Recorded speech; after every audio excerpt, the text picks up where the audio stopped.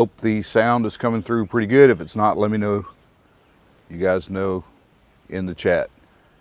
I'm Captain Andy, and you are watching the Minorcan Mullet channel here on YouTube. Thanks for joining us on a Sunday morning.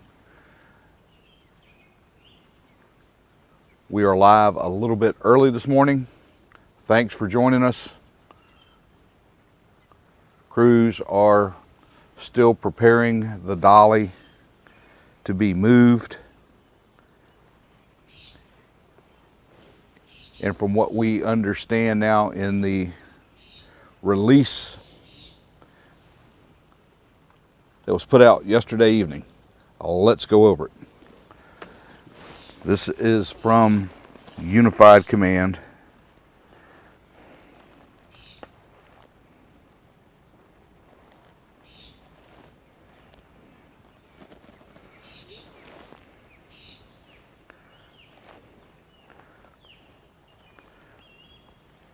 Let's pull it up here and we'll take a look at it.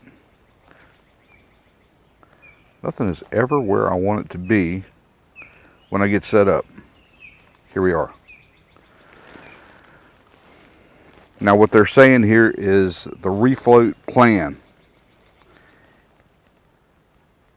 They want to start getting things ready at about 2 a.m. tomorrow morning. The conditions, and that being high tide, are expected to be right about 5:24 in the morning.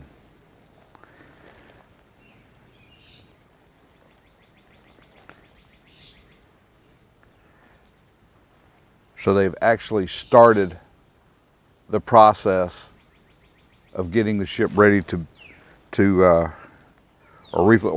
that'll start today about noon. About the time we're going off, they're going to start getting ready. They're going to have to release some of the anchors and the mooring lines that they're holding, outside, especially off the stern. We've seen a lot of anchor ropes coming off the stern of the ship.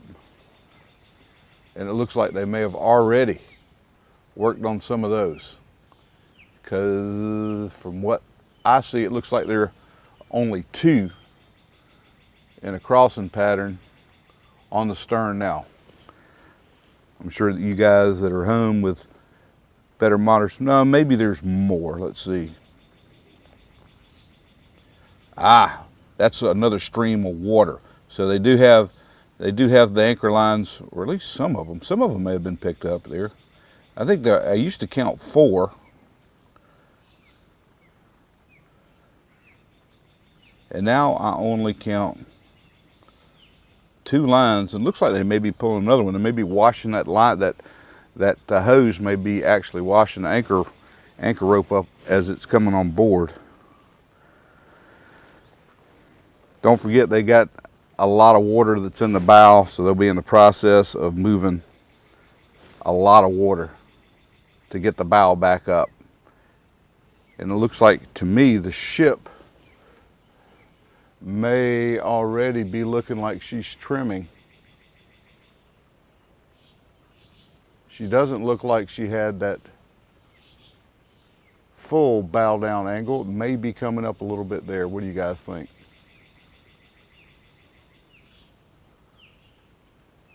A lot of water to pump out that they put in those forward tanks for ballasting.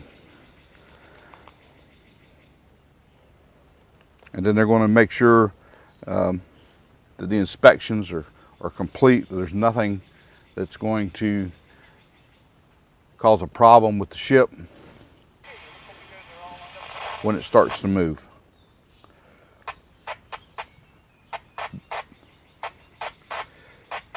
Now they're going to take it about 2.5 miles to another terminal up the river.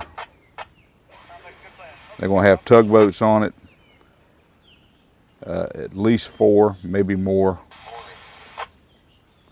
And it's going to be a slow transit up to where they're going to take it.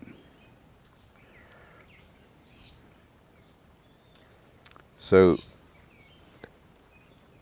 the process is going to be lengthy to get it ready to be pulled away. And it looks to us like that process is 9. They said midday. Looks like it's already started here Sunday morning.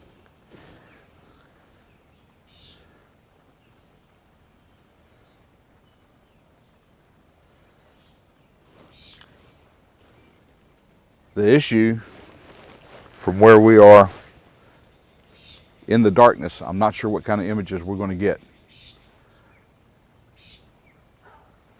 But we're going to be here to try and see what we do get.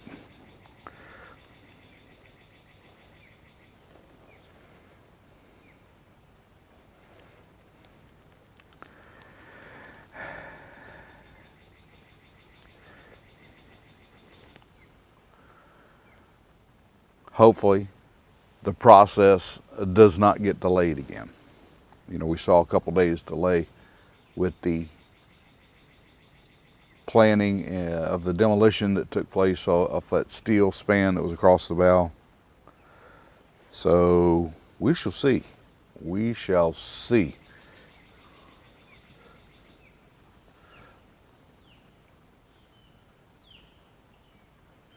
It's brackish water here. You get a pretty good influence of fresh water as well as salt water here in the area. So yeah, it's brackish.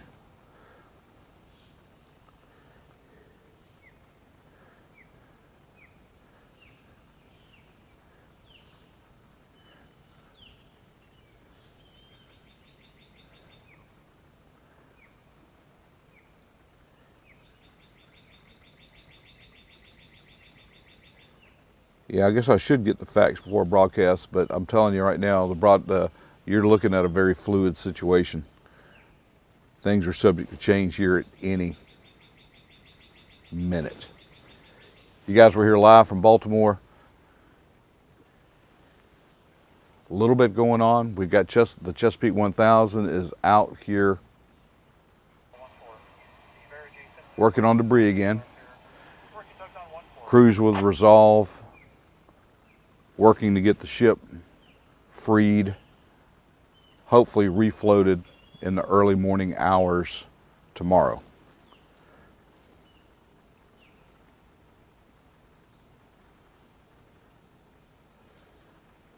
Thanks, Steve. We have a hard time seeing over there on the other side of the ship from where we are, and then a good bit of the bow section down low is obscured because of the vessels that are between us and the ship.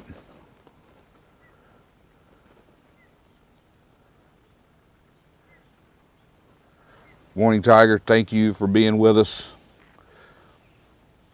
Mike's good to have you guys here.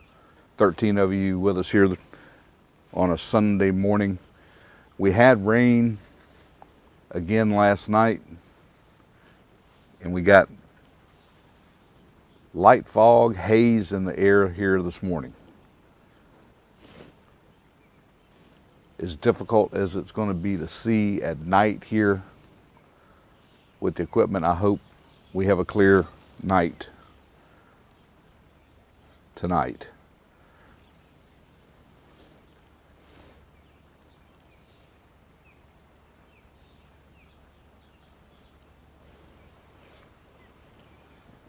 A lot of things change on an operation like this.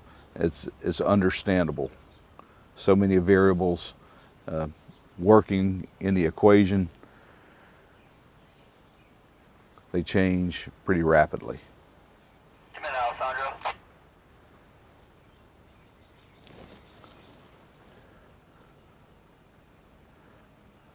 Sandro. You want anything else for this chicken? Seasoning or barbecue sauce or anything? Well, you gotta keep in mind that those lines that were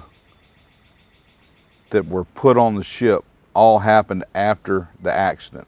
So however they've been fastened back onto the ship,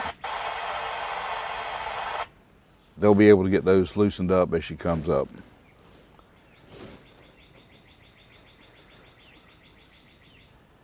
Good morning, Bill. Bill, right down the creek there in Annapolis. Thanks for joining us. And looking at our tide charts that we're seeing, tomorrow morning is not the highest tide. It looks like the tides are still building. Build a little more into Wednesday and Thursday, and then it looks like they start to back off again. Yeah, I can't see if the anchor is still down. That isn't their plan to get it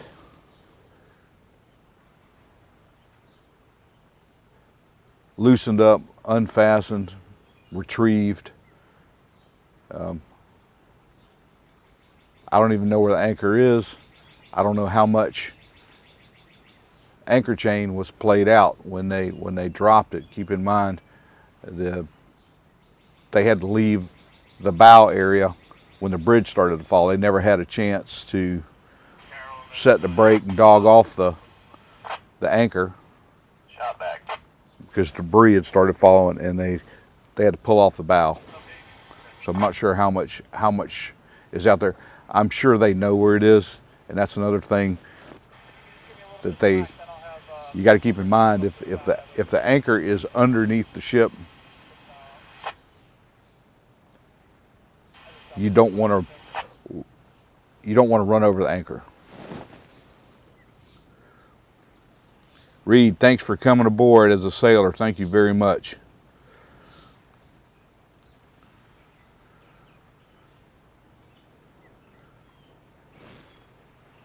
Coast Guard gliding by.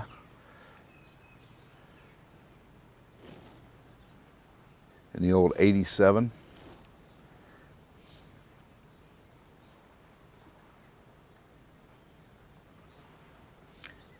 Good morning, Olivia. Thanks for stopping in with us before church. Thank you.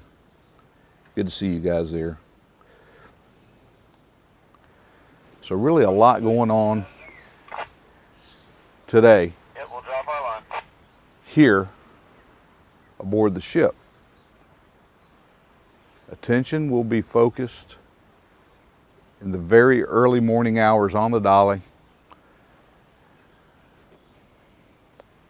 as the attempt is made to execute the refloat and the transit of the ship back into the port of Baltimore. We're planning on being here with you guys.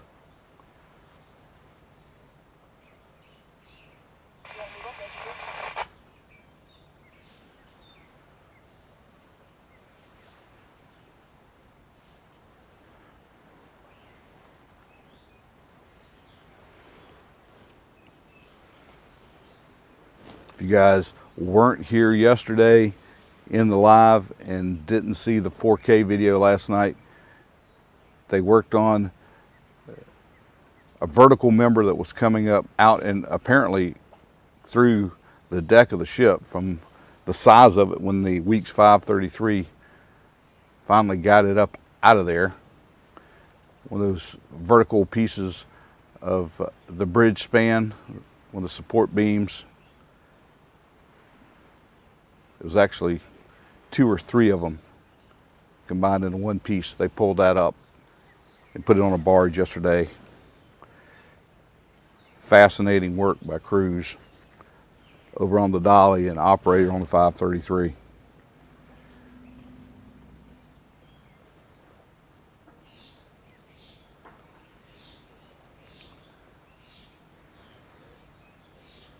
Looks like the Chesapeake 1000 is back down with the claw. They're still working on that debris.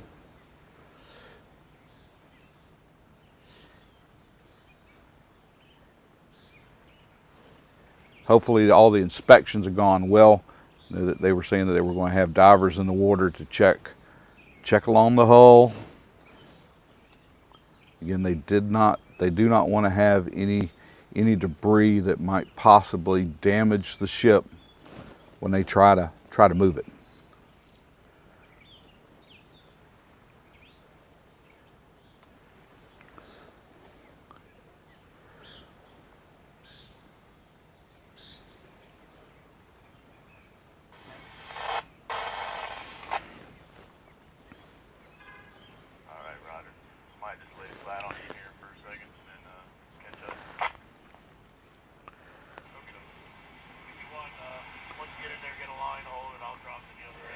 You know, I'm not sure exactly where they're going to take it.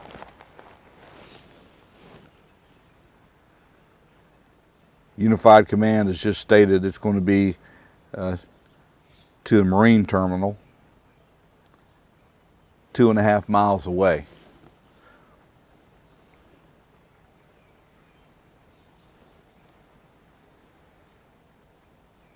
And they are predicting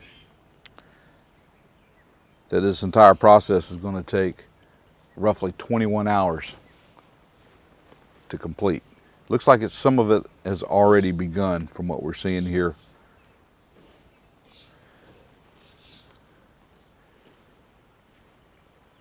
We look back at the ship, we can see that some of those anchor lines are no longer there. Some of them have been picked up.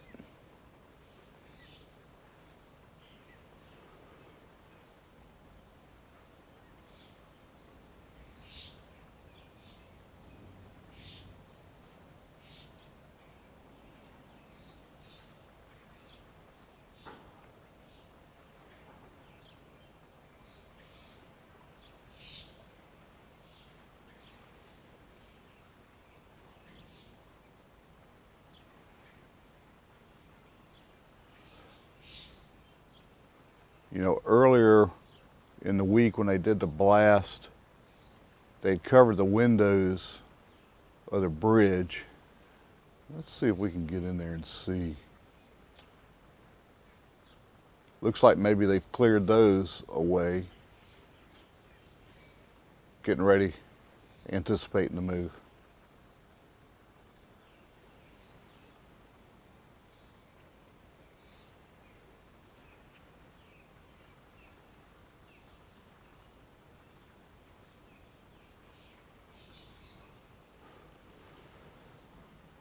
When it happens, keep in mind it's going to be dark. Not a lot of light on the river in this area.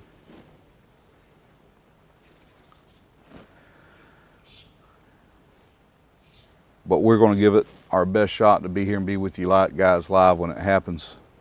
We think we owe it. We owe it to you guys here with the Minorcan Navy to try to bring that to you as it happens.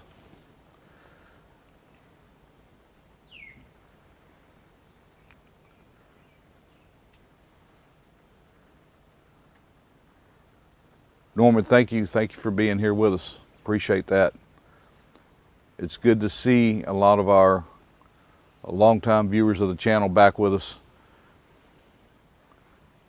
after the Golden Ray. Bringing the family back together here has been pretty awesome. Thank you again.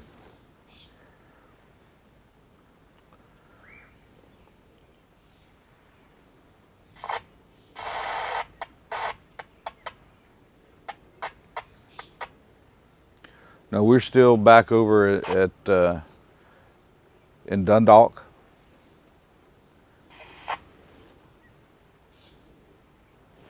We're right next to the port. We're on private property here.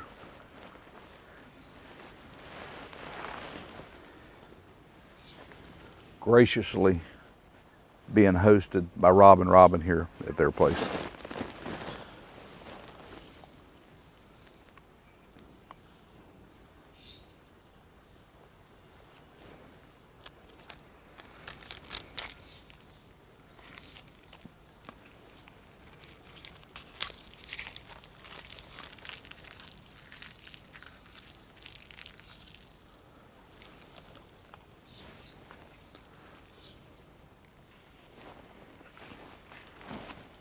The big question I have for you guys here today is, do you guys think they're going to move it?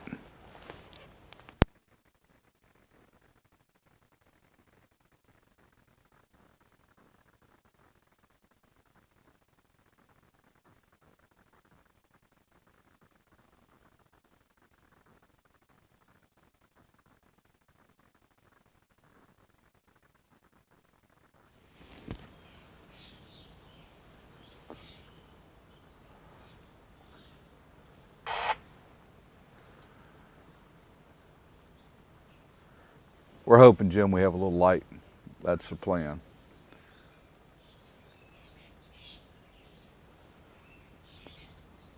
We're going to be here to try to see what we can see. We hope you're here with us.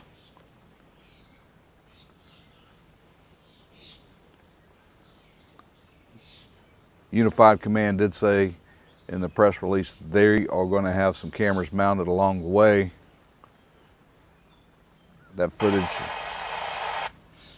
footage will be available later on.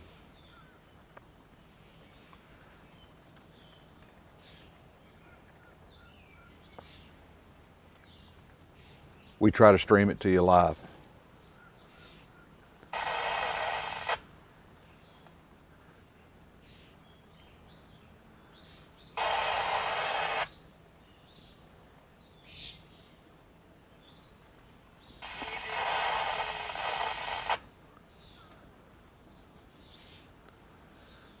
Thank you, Sherry.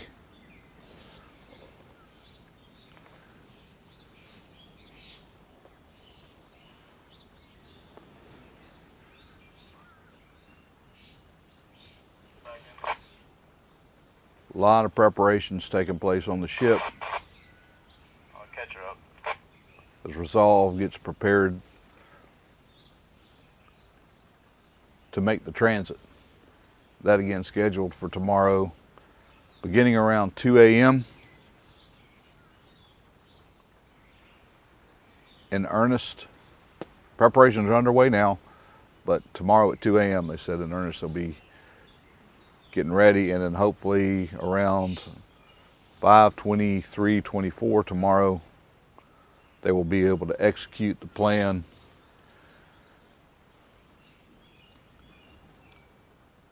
to move the ship. We may actually see the ship completely float today.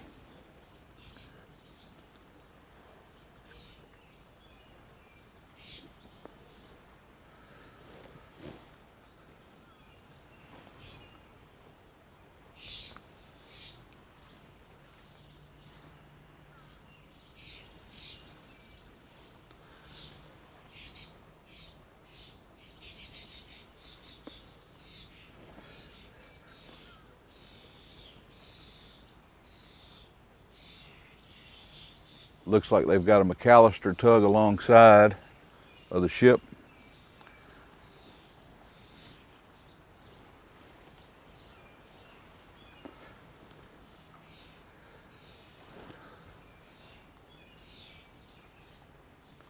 Let's go to marine traffic and take a look.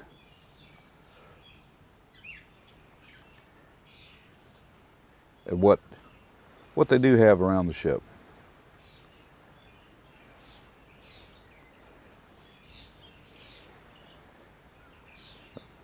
The tug we're looking right there appears to be the Eric McAllister, and that's the maroon one.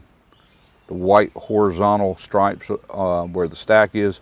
The blue tug is the Brian Nichols.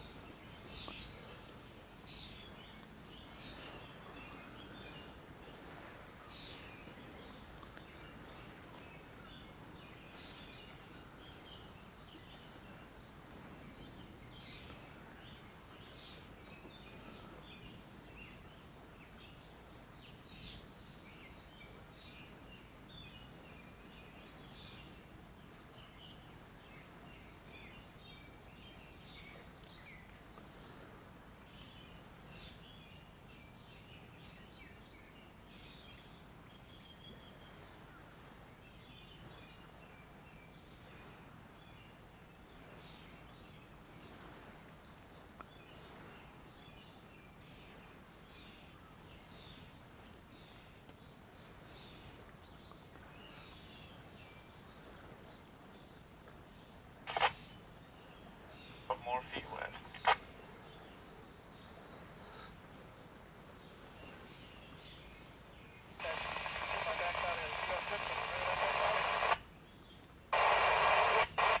Very uncooperative.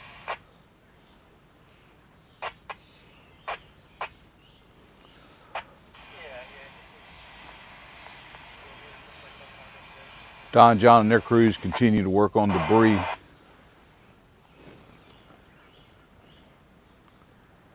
Todd, thank you.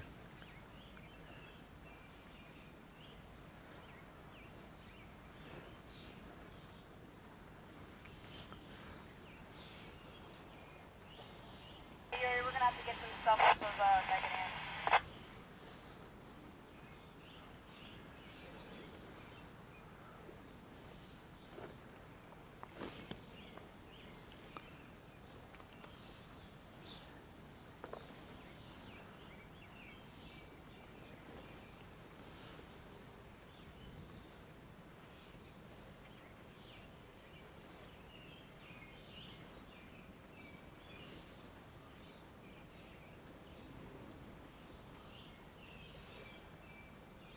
Hazy morning here in Baltimore.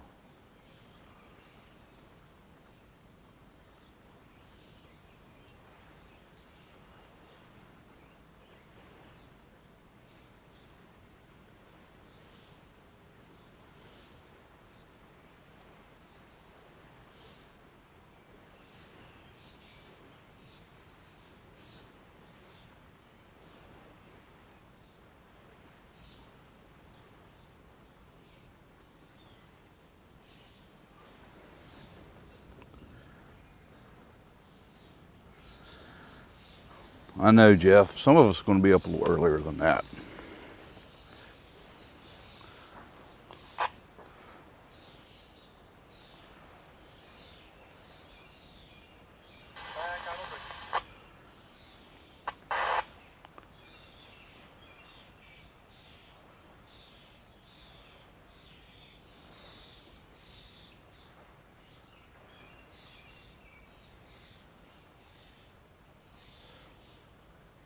Does it look to you guys like the ship is a little more level this morning than it was past few days we've looked at it?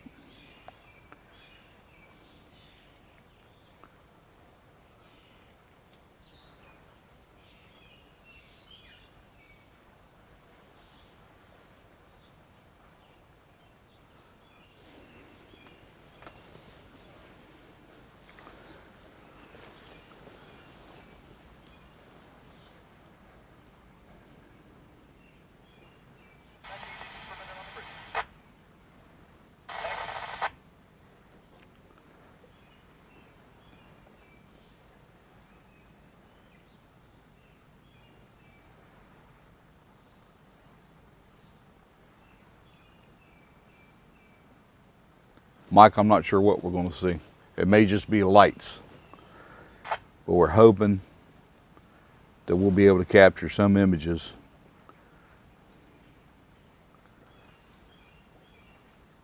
We're hoping for better weather conditions.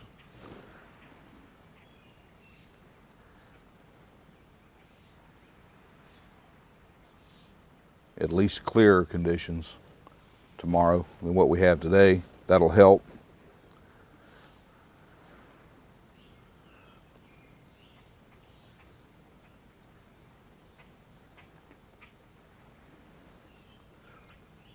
Looks like they got another crane that's working there. I think that is the ferrule in the area of the bow of the Dali. Harley, thank you.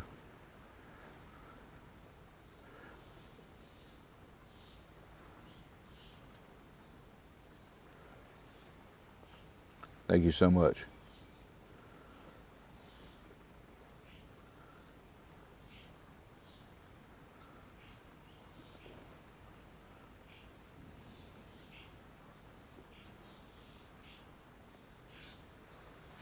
We continue to see salvage operations going on the bridge debris that's still in the water.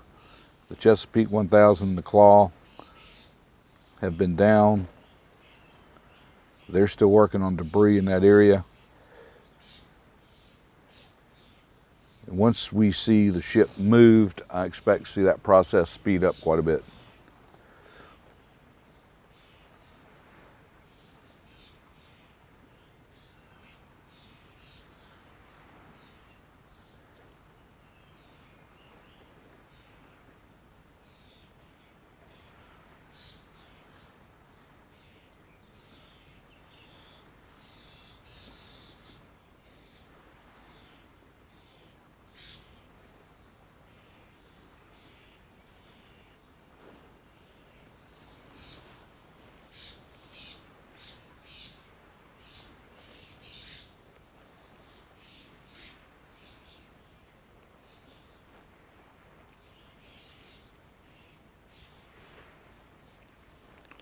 First light here in Baltimore is going to be around 5:19 in the morning.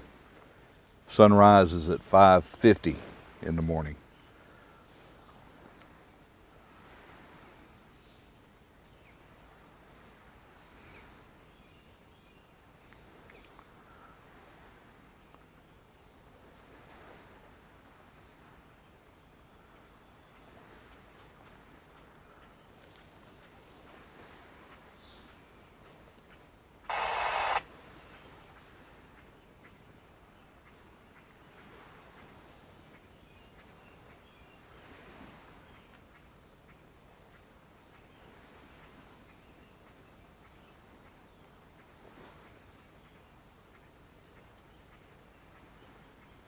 They said that process of moving a lot of that ballast water, a lot of ballast water in the bow of the ship, was supposed to begin today.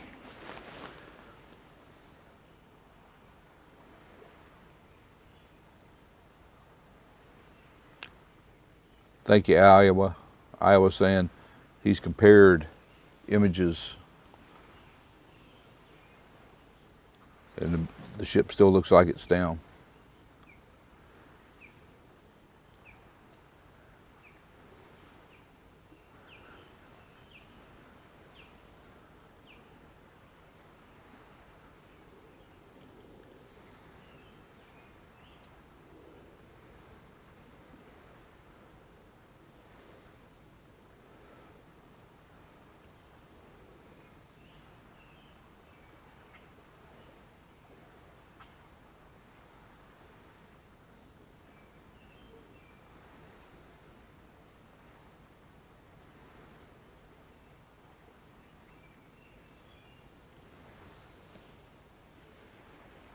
I think they could add ballast, water ballast to stern tanks.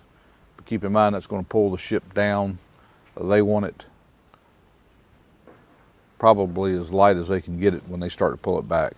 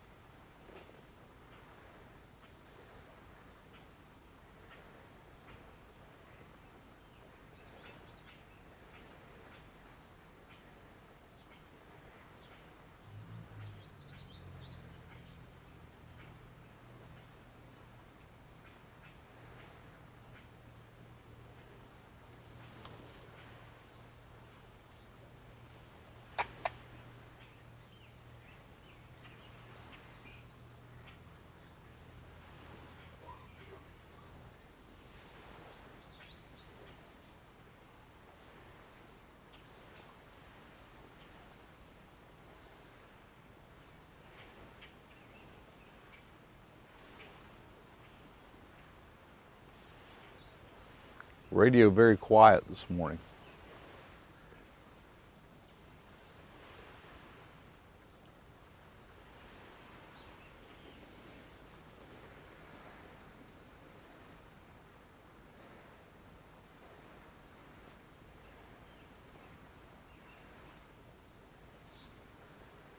$2,300 of you here with us this morning live. Thanks for joining us. Big news. They are going to attempt to refloat and transit the Dali tomorrow morning. According to the Unified Command press release, the process will begin in earnest at about 2 a.m. local time. Hey Josh, what was the password for the cameras? It was username root and something else. What's the password? Root tab.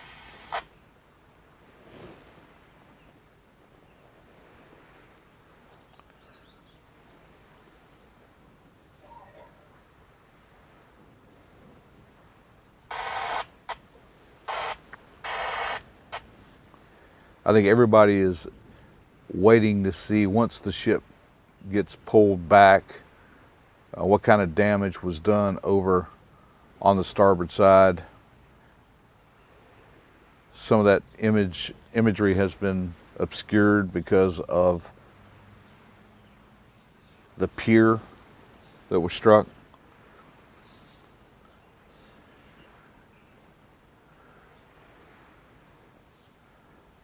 I know I certainly am. I'm looking forward to seeing the ship moved.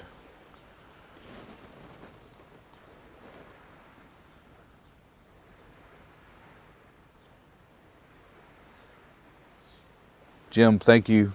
Thank you for coming aboard as a sailor.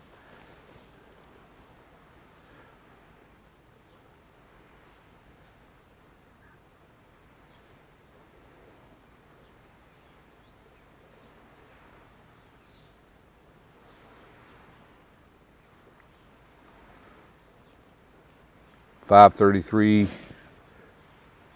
See it? Just saw it kind of rotate around there in the background.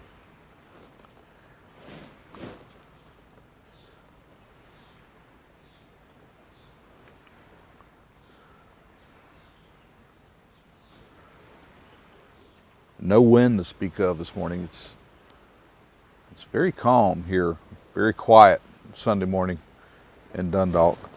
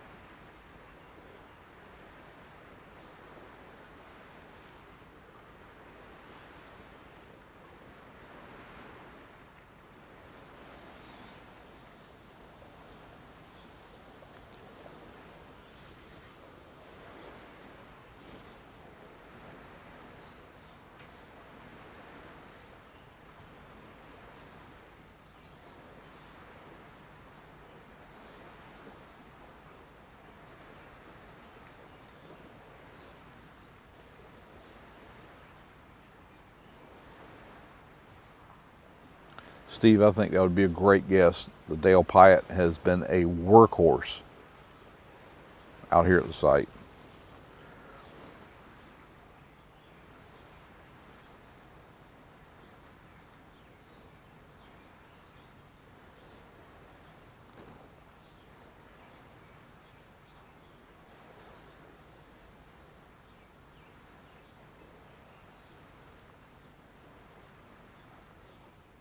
Got a little bit of an earlier start today. Plan on going to about noon here with this live stream.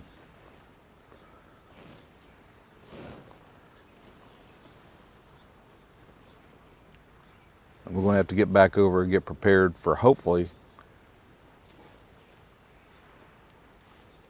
seeing the Dali move in the early morning hours tomorrow.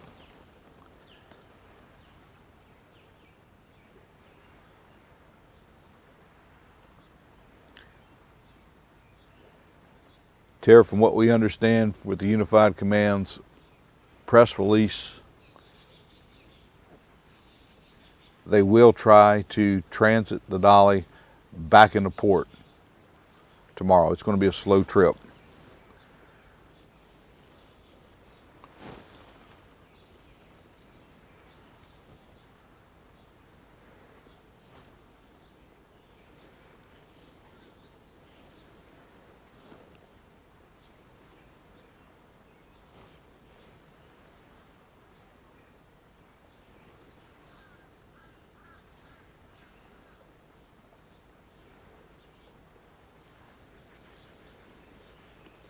They want to start the process in earnest. The process is actually supposed to start today. And we see that evidence of that with the stern lines of the ship. Some of those have come in. There were 4, now there are 2.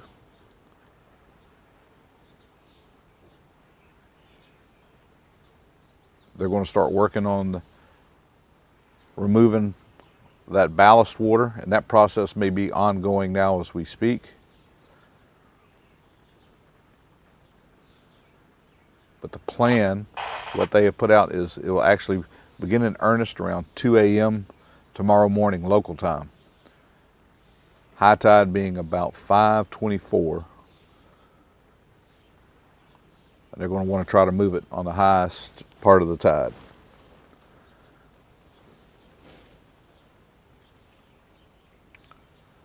We are planning on being here to see it. We hope you guys will join us. For the duration, we'll see it through. Just give me a heads up. All right, good copy. Any directives at the moment, or still standing by? We're on your shoulder bit, or on your quarter.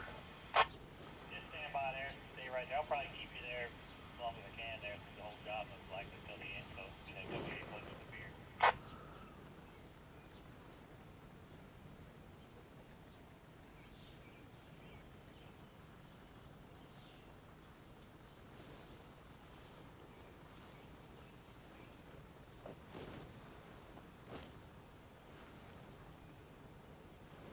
We'll be having a standby changeover at 1200.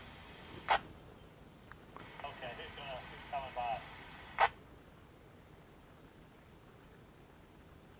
I'm pretty sure it's the Vicky, but let me double check our schedule. Okay.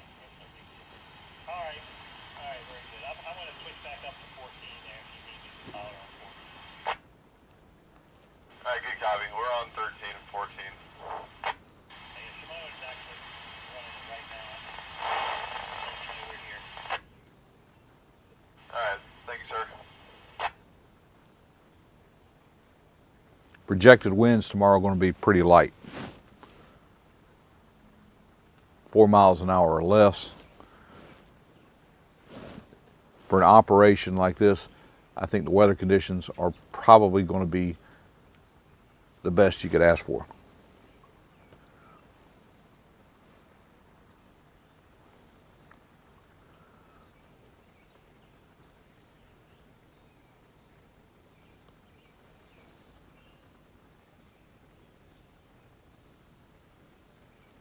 We've been watching the Chesapeake 1000 over the past couple days, and the claw, that claw may be coming up.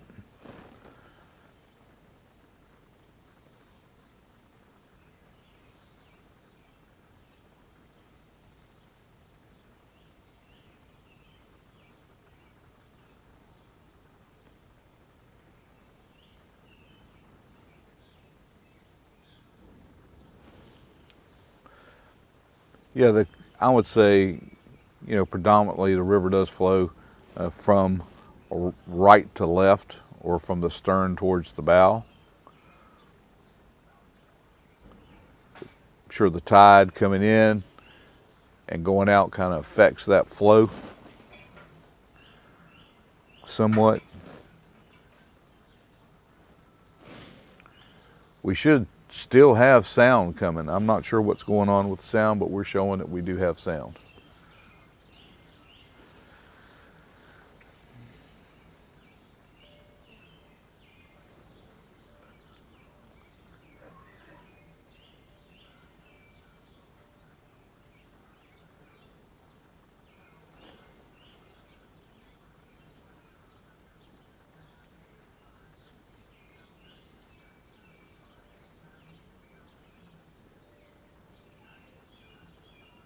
Jeff, we're hoping we do have enough light. It's going to be dark, no doubt about it, and there's not a lot of backlighting on that side of the river.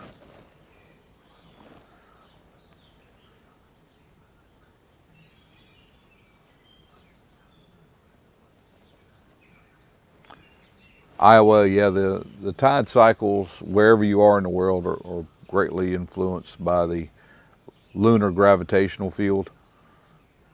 As the Earth and the Moon move around, the tides kind of follow that.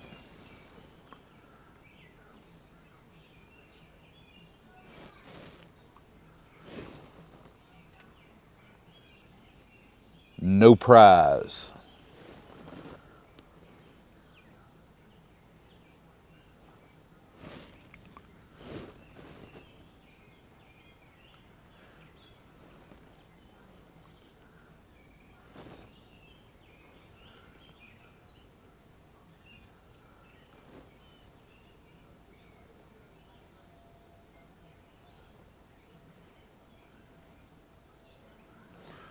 Jim, I would think there's going to be kind of hard to get a ride on a tug during the operation.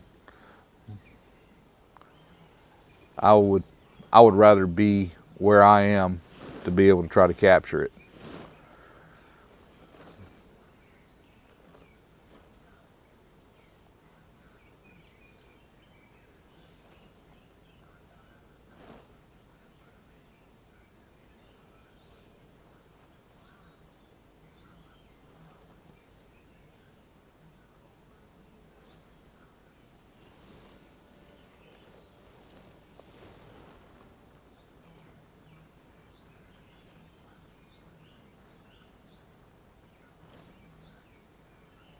Yes, saw a little movement there with the Chesapeake.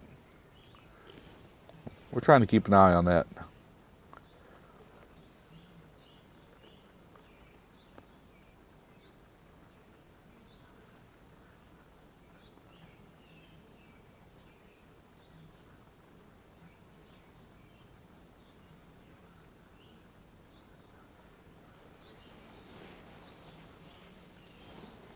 Not much of a tide here as compared to where I'm from.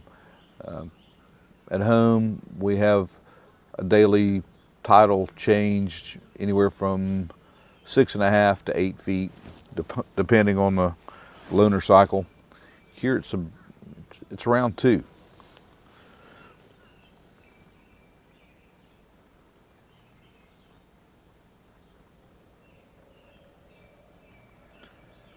Interceptor, this is Navy sonar boat hailing you on channel 12, over.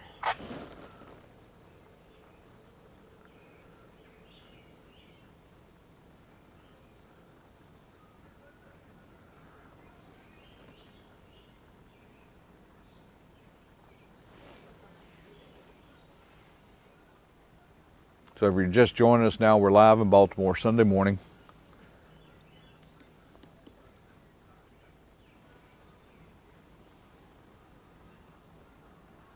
About 9:46 a.m. local time. We're looking live out at the collapse site where the Dali is still here, but preparations are being made. Unified Command has told us they're going to try to move the ship the very early morning hours tomorrow.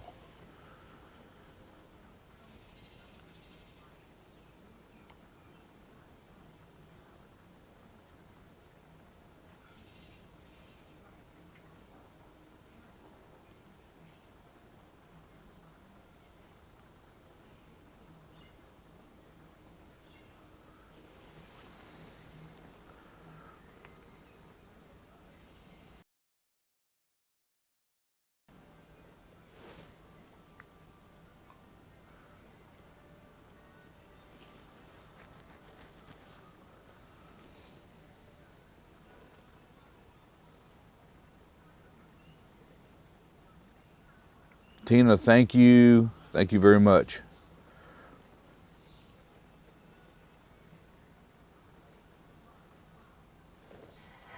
Come in, Alessandro.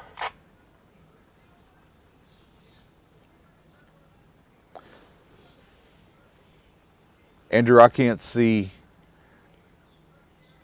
any water, but we've had people in the chat say that they can see something going on the bow of the ship. Tom with all the groceries and the stuff for the kitchen. Yeah, they're on the stern.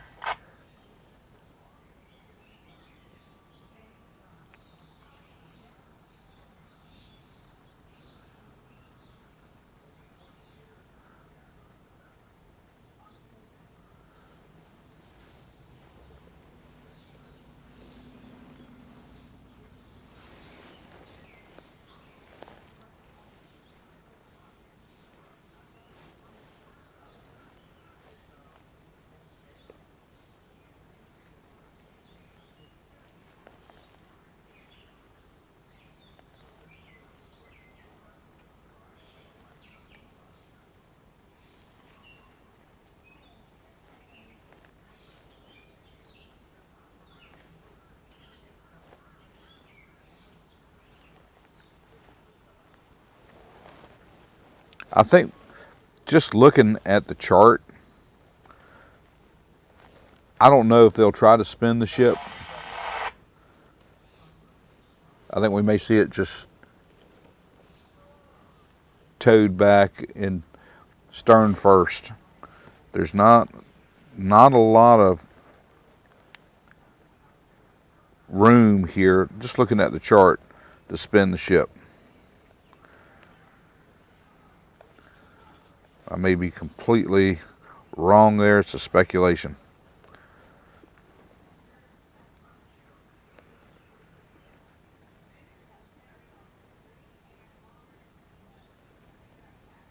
I know in that area, I think it's a 700 foot channel, the width of it. That ship's almost 1,000 feet long.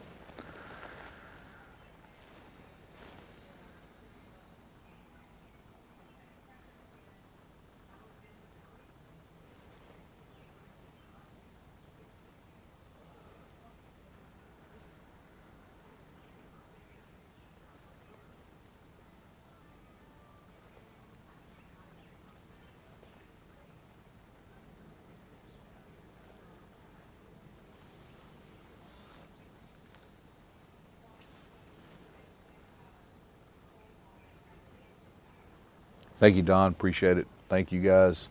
You guys have been too kind to me.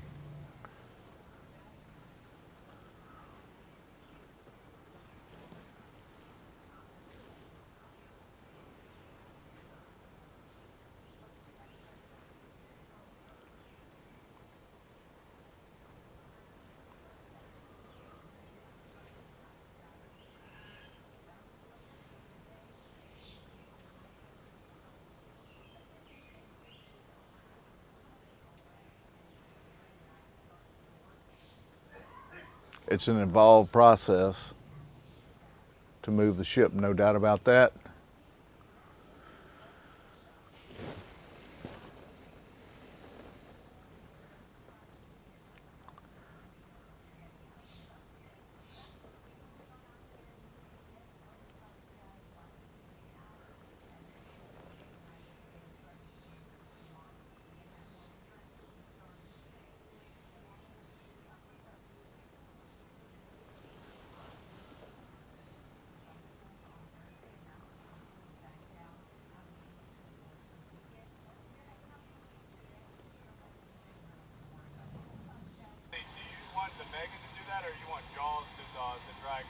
TA, thank you. Thanks for joining us.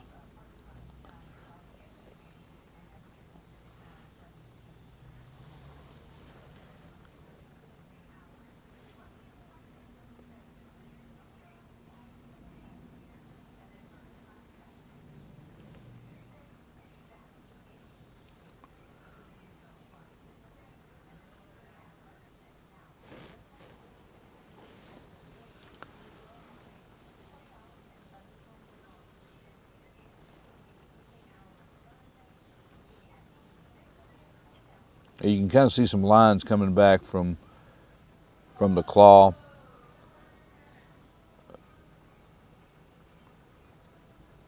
Those are the control lines for the grapple.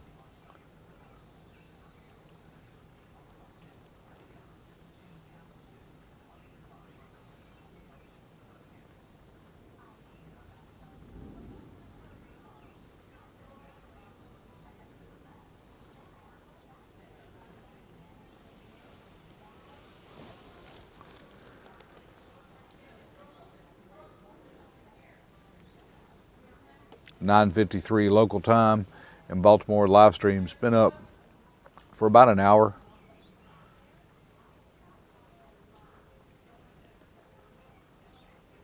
Thank you guys for joining us. We're going to plan on going to about noon today, where we will conclude today's live stream and get back, charge batteries, maybe strap a headlight onto our forehead, get ready for this evening.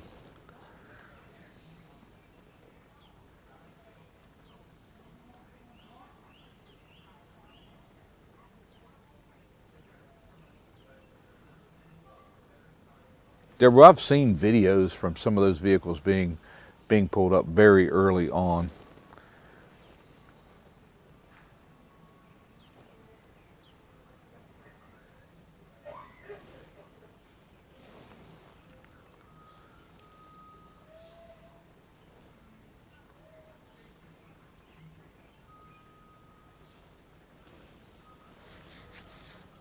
We didn't have night vision in the budget. Weren't anticipating needing it.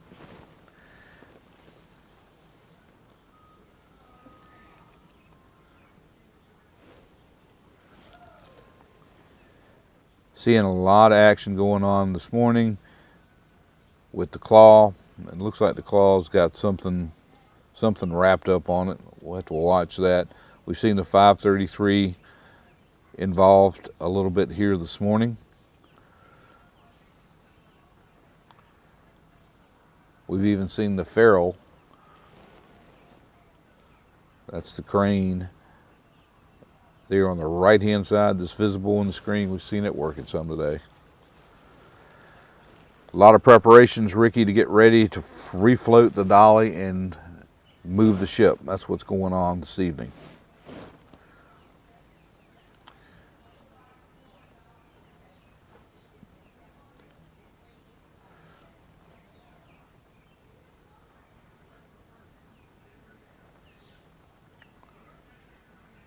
They drain the ballast water with pumps.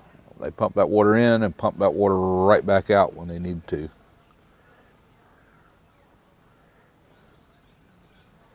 A lot of tug traffic, Barry. We see a lot of tug traffic out here around the site.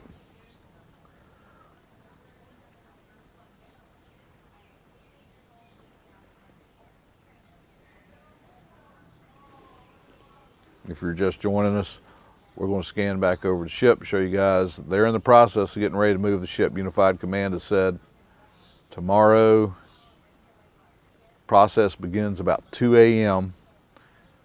High tide is expected around 5:24 in the morning. They're going to need that high tide to help move the ship. The process, from what we can see, has already begun. They're making preparations to get the ship moved. We know that some anchor lines have been taken in.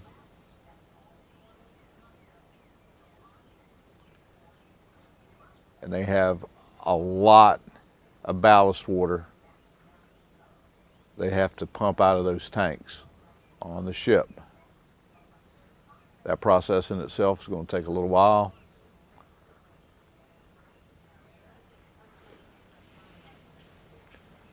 To get that water out of those tanks.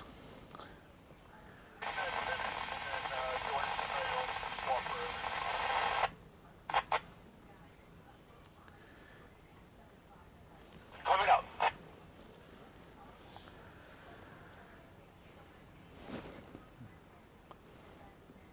If they use 5 tugs, the people that I have spoken to kind of in the industry said expect to see one. If they stick with a 5 tug configuration, expect to see one coming directly off the stern, and then basically there'll be a tug at each corner of the ship. If in fact they use 5, they may stick with 4. They could use up to 5.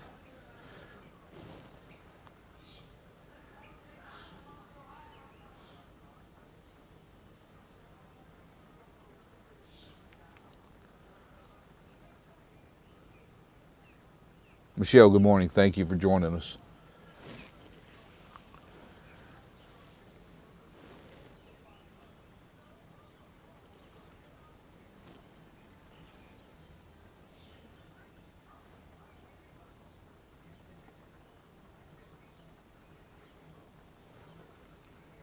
Looking at the chat now, they're saying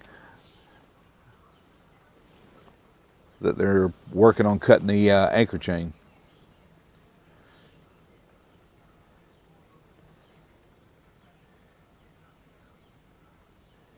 maybe that's what the ferrule is involved. Is it does the ferrule have the anchor chain on the cable?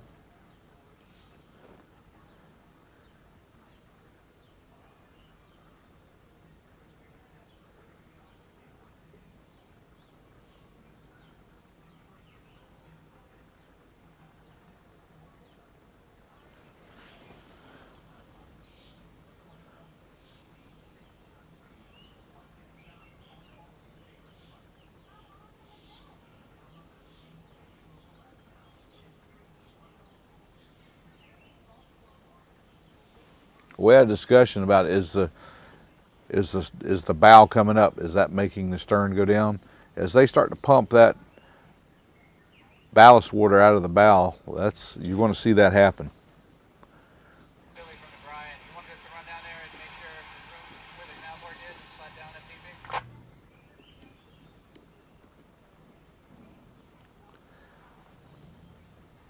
need be? MG, good morning.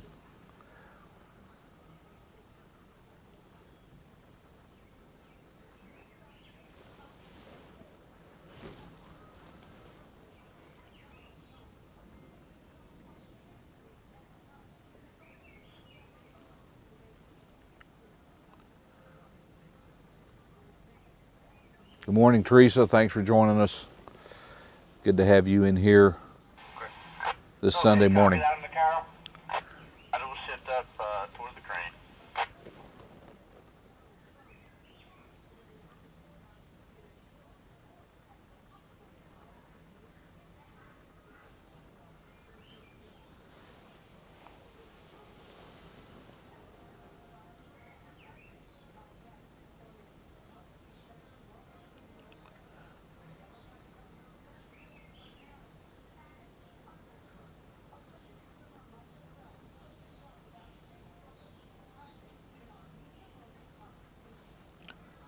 Joseph, thank you very much.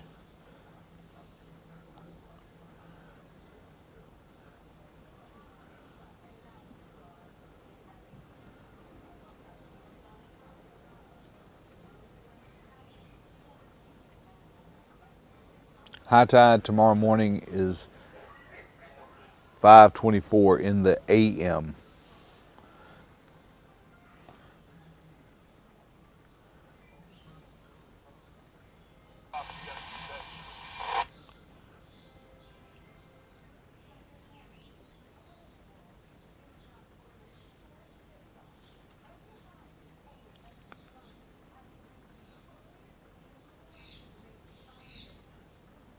Main Girl, good morning. Thank you for being here with us.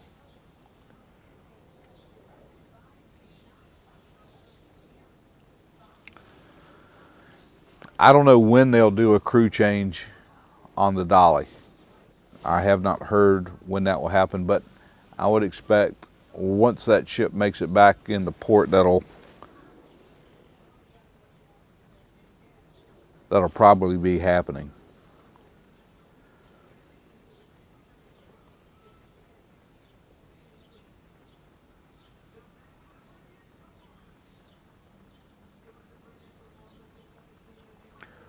Raymond, the plan is to refloat the ship and transit away from the bridge.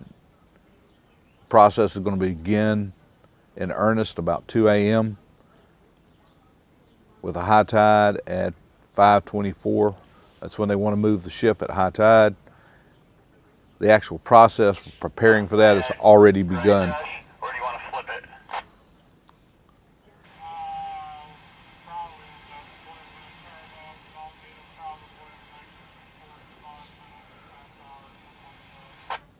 You don't think that we should just lead it forward to get that stuff in the middle? I think either way you probably have to grab it now, or... Okay. I'll get a boat queued. Derek Astorino joining us from the food boat in the chat. Thanks, Derek. Good to see you.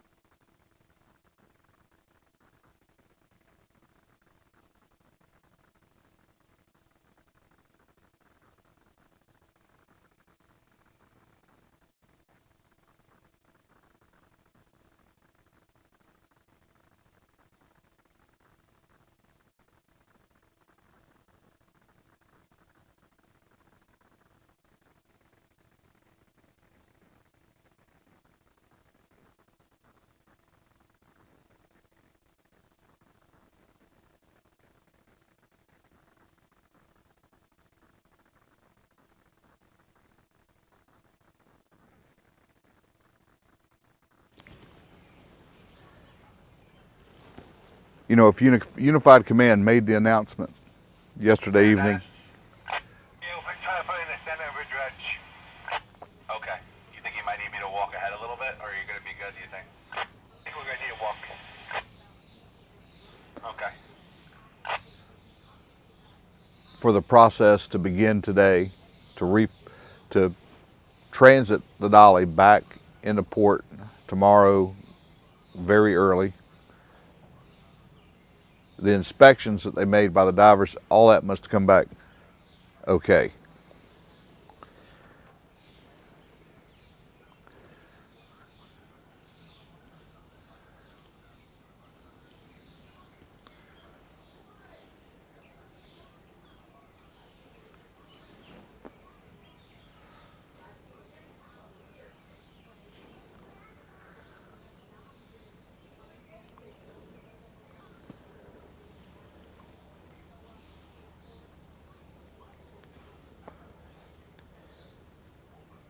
Thank you guys for joining us. We look like we're about 2,600 strong in the chat, watching the live stream. Thank you guys for jumping in here with us on a Sunday morning live from Baltimore.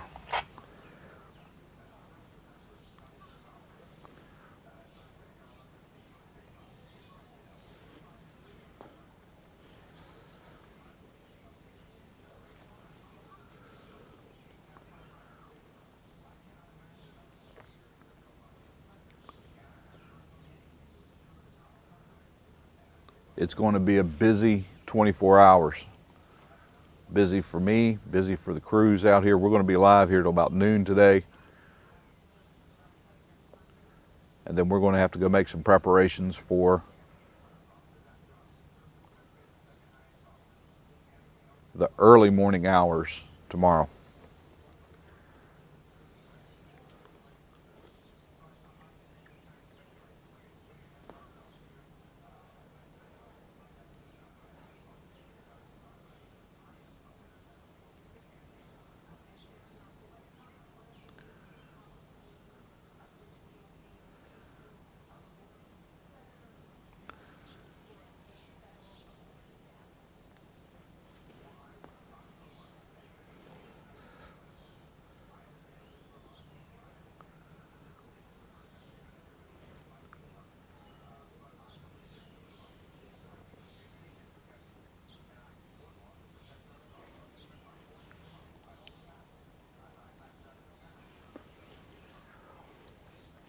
You good, man? We're just going to catch a line behind you like we were.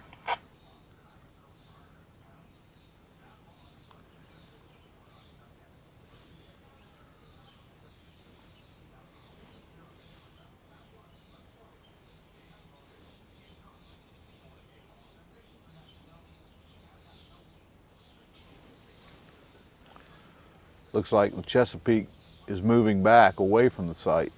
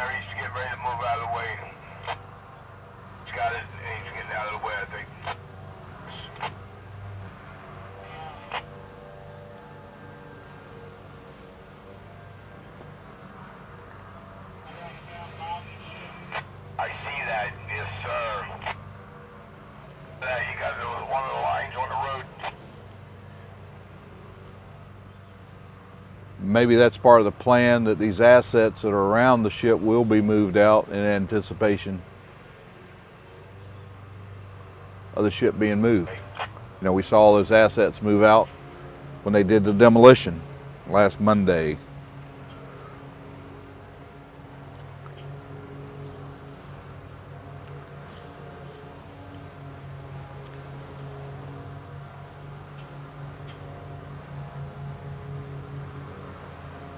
Wings are out.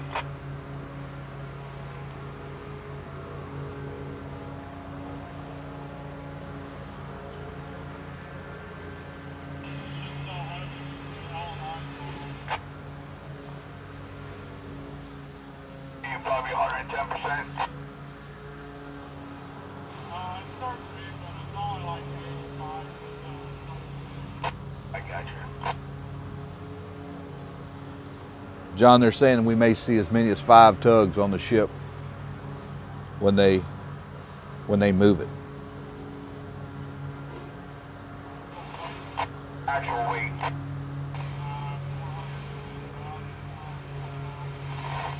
Alright, roger that.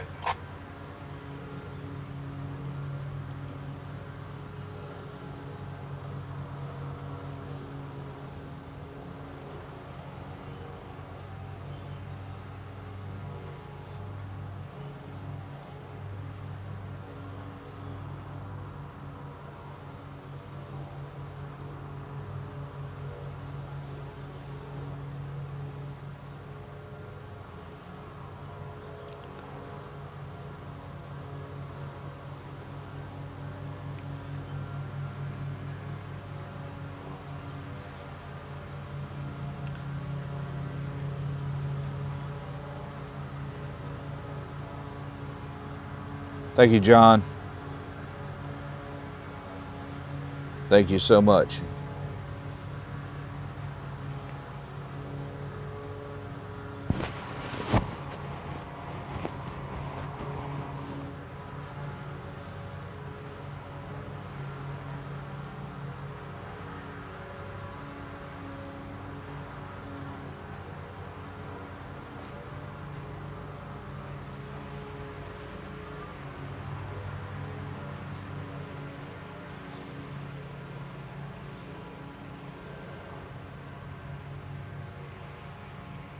We've seen that tug, the Brian McAllister, in position alongside the ship. Keep an eye on him for you. He's still over there where he was.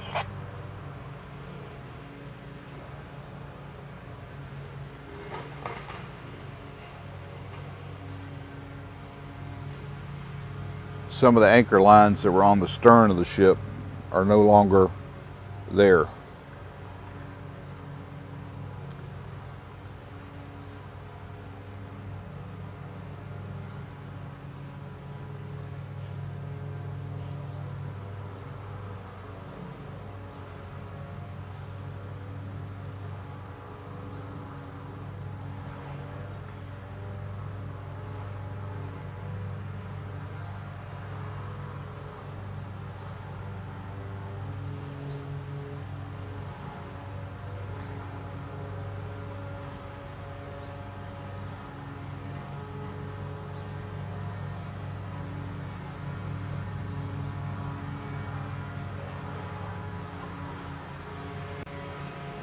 Light tug out of the zone going into Dali. Shannon and traffic, Roger, going over to Dutch on. Thanks for reaching out, Captain. Stand by 1360. The claw definitely looked like it had something going on with it.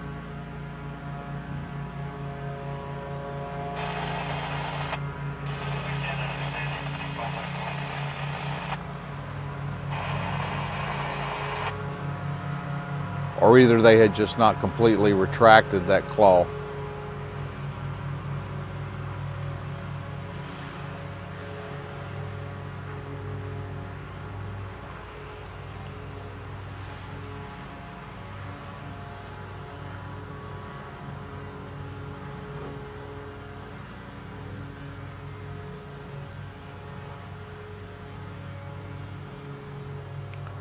If you're just joining us, Unified Command has told us that in the early morning hours tomorrow, starting about 2 o'clock local time in earnest, the process to move the Dali will begin. They've actually already started making preparations on the ship.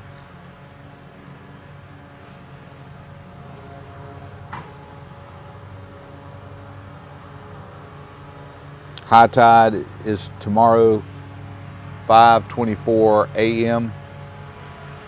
and if they're going to move it, it's going to happen around the high tide tomorrow. We plan on being here.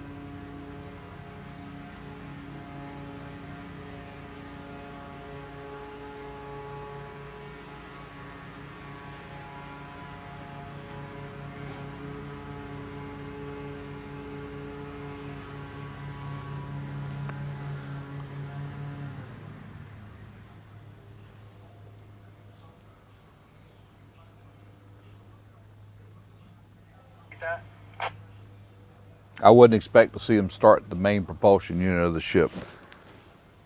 I think the tugs are going to do the work.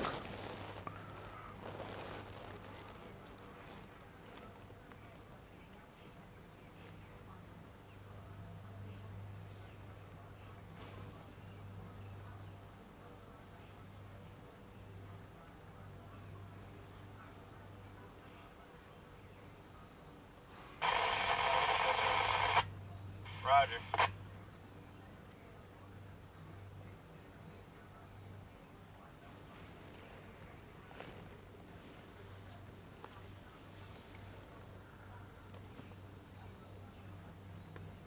We're looking at the Eric McAllister tugboat.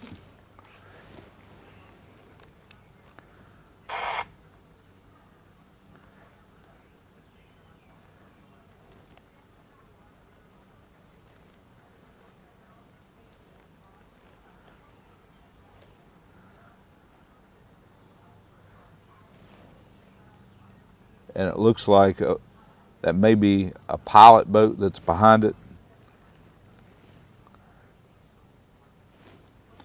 alongside the Dali.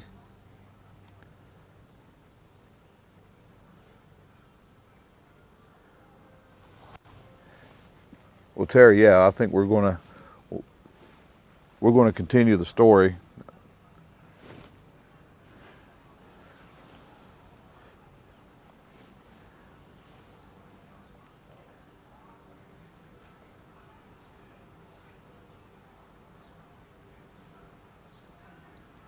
I don't think the story really ends until after the Dali leaves the port of Baltimore.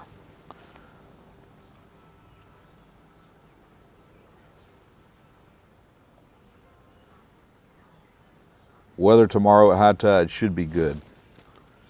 Light winds. We're hoping for a clear evening though. That's going to help us.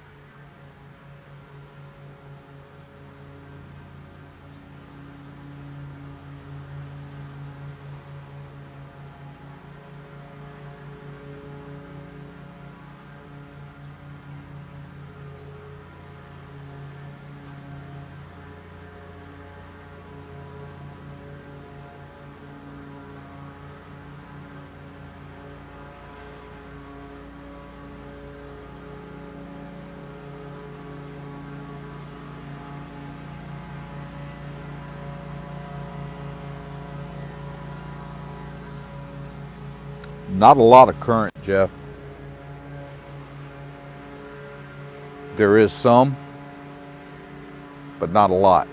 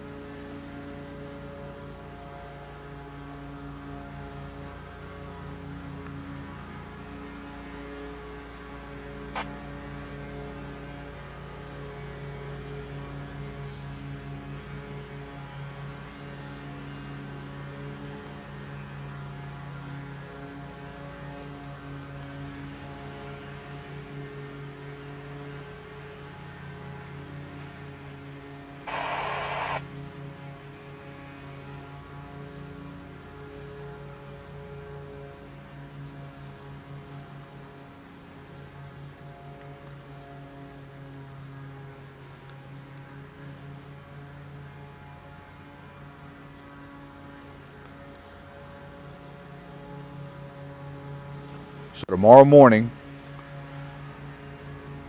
very early morning hours, the plan is at 2 o'clock for the process to really get started in earnest to move the ship. High tide locally is at 5:24 in the AM. If she's going to come off, she's going to come off pretty close to high tide tomorrow.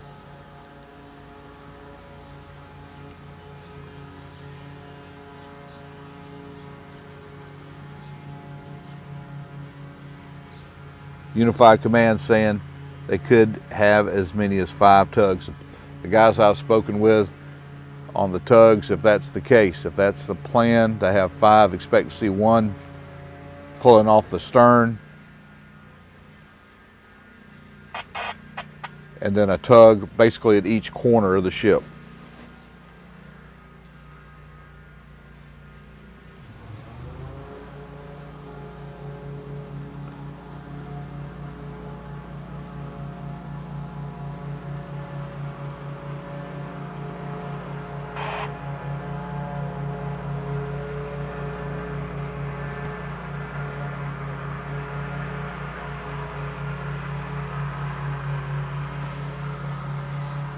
We were watching the Chesapeake 1000 and Gus do a little work this morning. They've moved the Chesapeake back. It looks like it's heading back over to Sparrows Point. The claw looked funny on it. It was hanging a little differently when it left.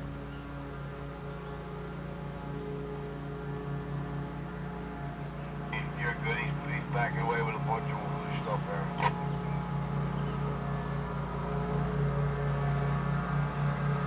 It looks like they've got the block of the 533 on something. Now, we were hearing from some of our people in the chat that they could see some cutting going on in the area of the bow. The 533 may have the anchor chain. Not sure on that, but we can see the block on the 533 slowly coming up.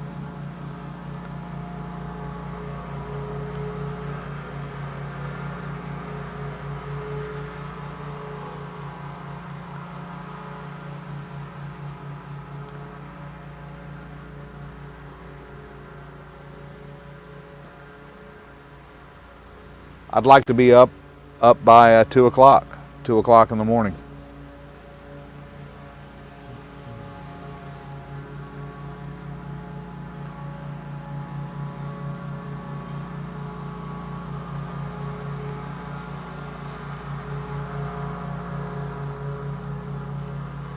Whatever the 533 is working on, it looks like it's got a little bit of a side load on it.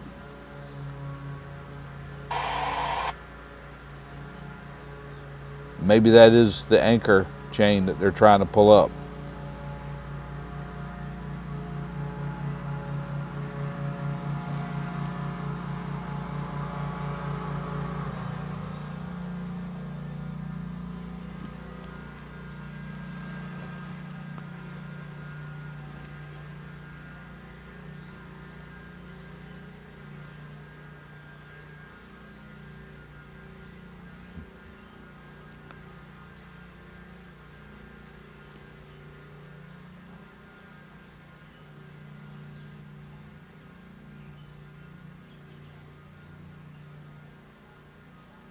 Good morning, everyone.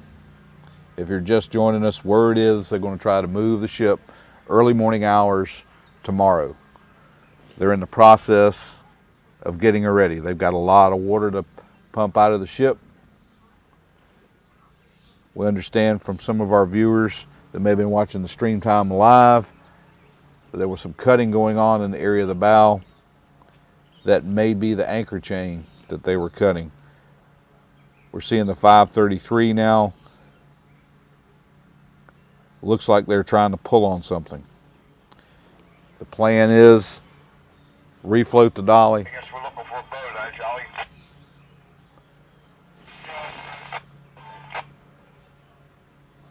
Taylor called, so I don't know,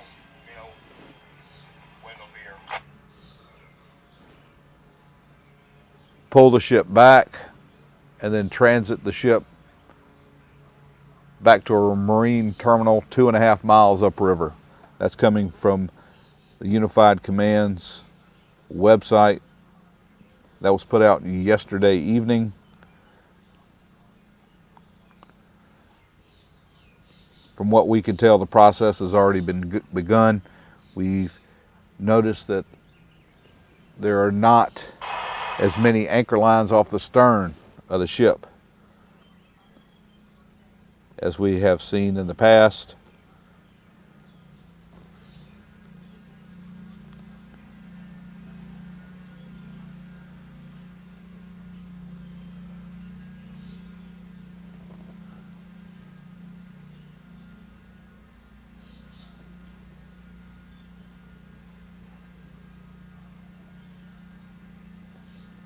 Looks like the 533 is involved in a battle with something. We're thinking that is the anchor chain that they're pulling on.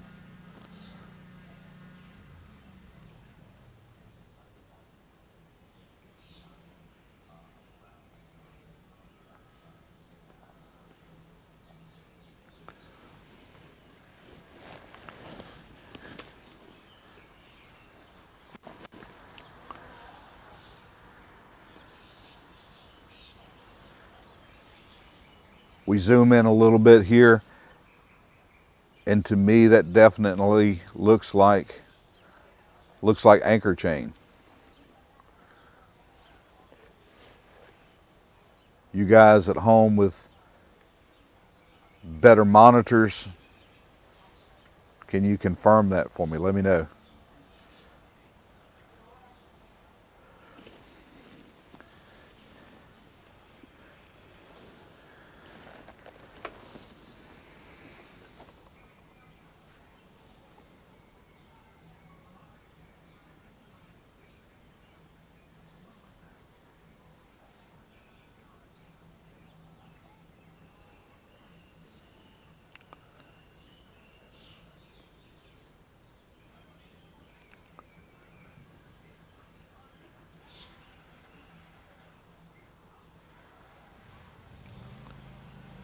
We see Ed down on the deck. Looks like Ed's up this morning and he's working on some debris on that debris barge.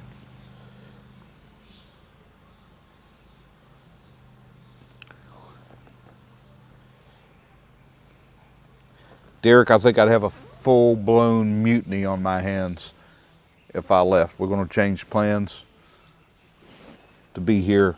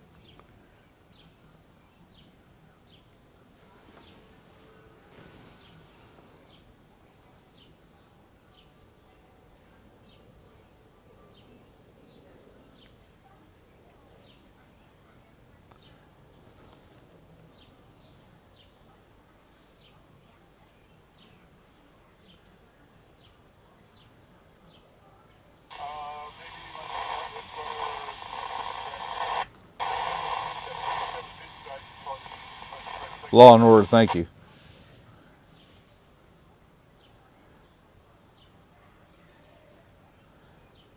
So it looks like they've got the anchor chain on the 533 and they're working it up.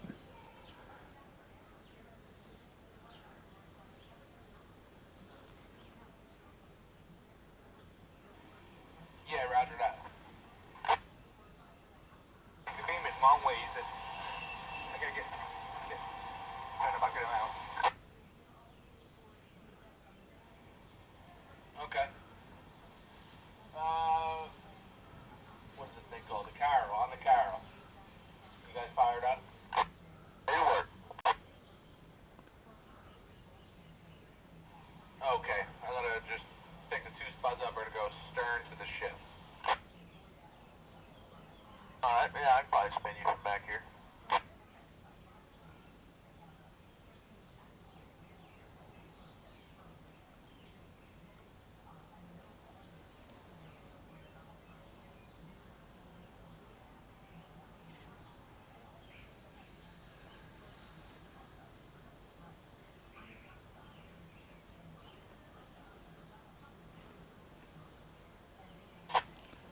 Preparations underway to move the ship. 533 pulling on now what we certainly believe to be the anchor chain that was released by the crew before the ship hit the bridge.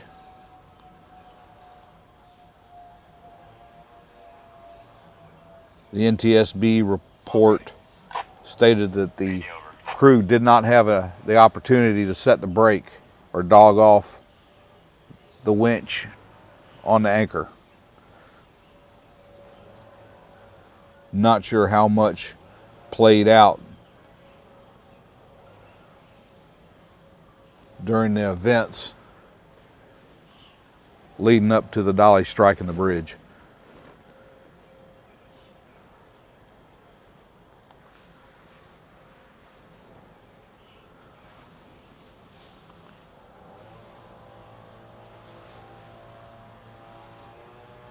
Thank you, Teresa. We are,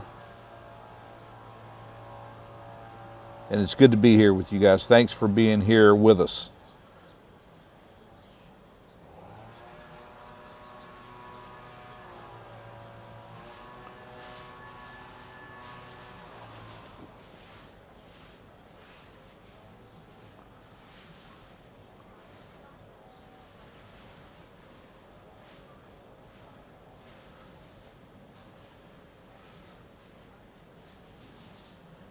You guys that are in here, if you want to help out, give us a like, hit the thumbs up for us.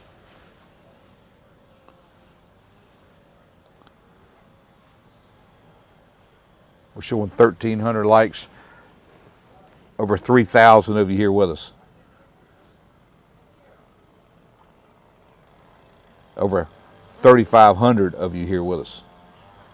Hit the like button for us, would you?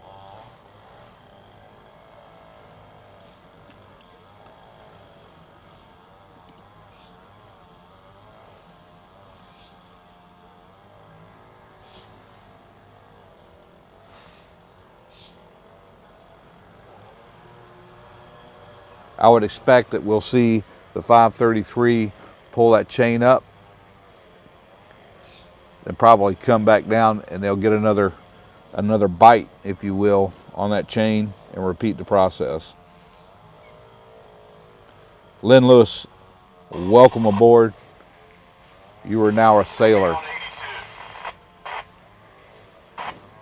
in the Minorcan Navy. Thank you so much.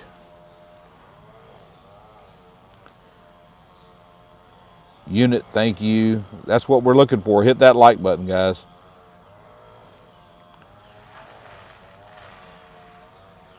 We know this has got to be some of the most riveting content on YouTube this morning. The way we spread the news about what's going on here is through you guys and giving us a like.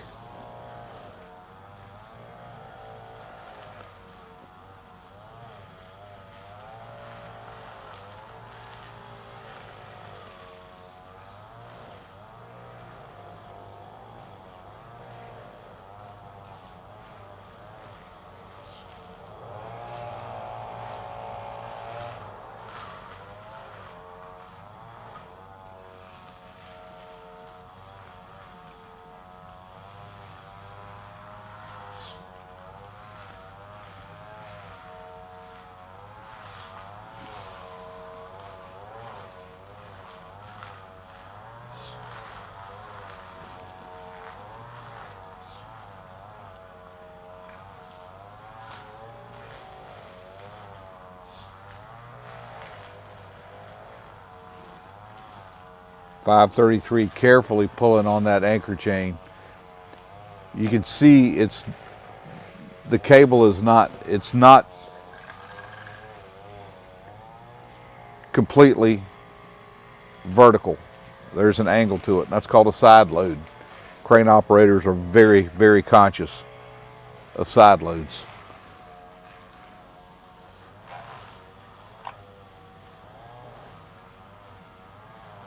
You gonna be able to control my bow from back there on the car? Yeah, you putting this stern spud down? Yeah, I should be able to swing you around. Okay.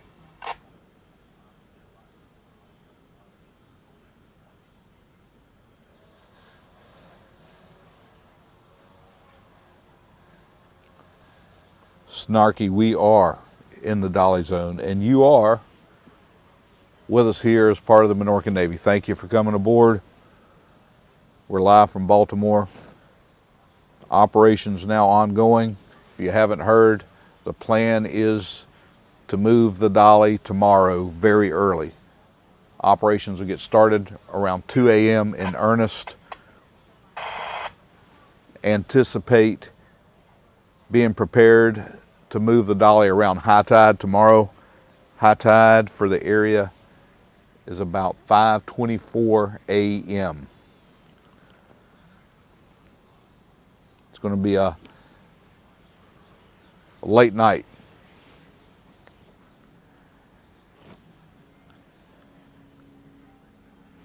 Here at the Minorcan Mullet channel.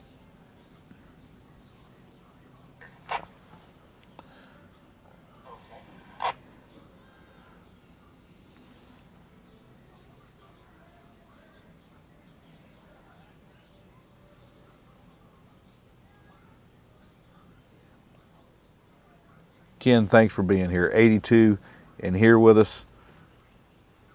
That's a lot of experience. Thank you so much for being here with us.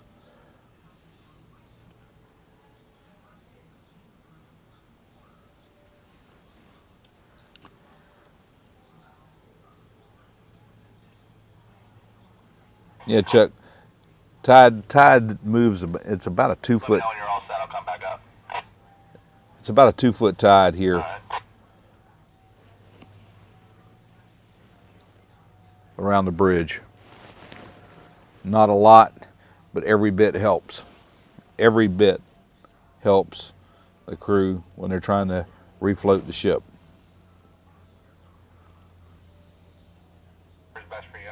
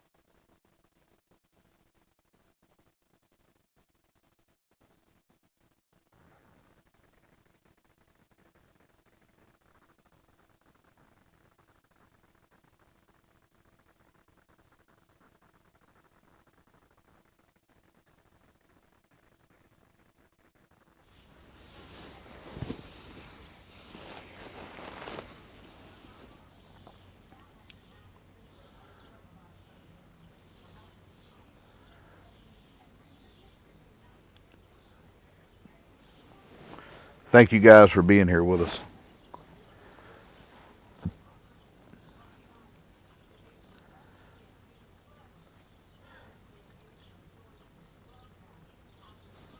Well, yeah, Nancy, my heritage is, I am Minorcan. If you don't know about the Minorcans, You need. Keep her calm. We got another 25 feet. 25. the Minorcans came to this country from the island of Minorca, along with some Greeks, Turks, some Spaniards, and they settled in an area that was named New Smyrna Beach in Florida to establish a plantation there.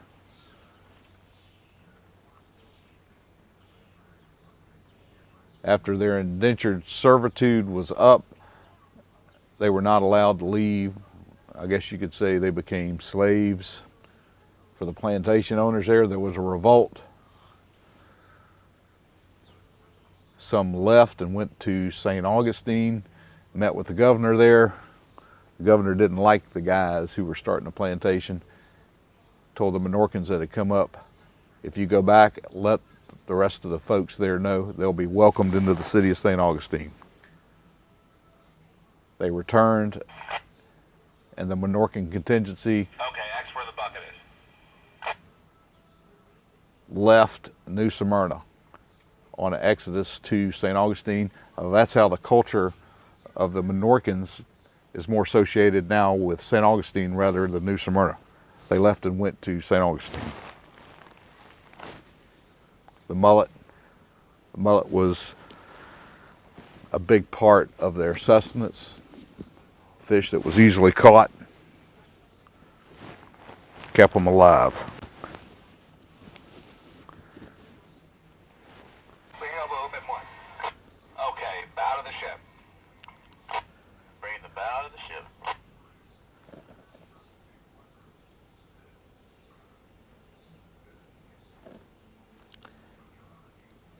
Alex, that excavator, his name is Ed, Edward Scissorhands. He's got a big hydraulic shear on the end of that excavator, and he is working on a debris barge, breaking up pieces of steel and stacking them up behind him. So Ed stays busy.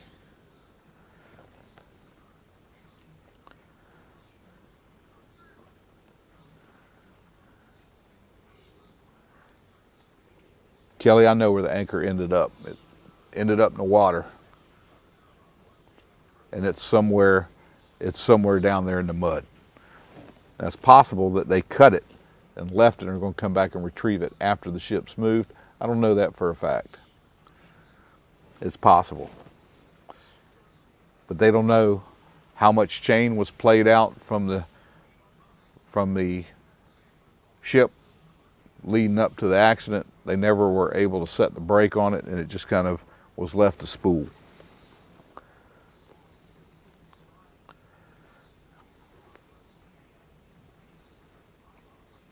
And that's all the information I know about the anchor on the Dali. The NTSB report said they released it, but they could never get the brake set on it.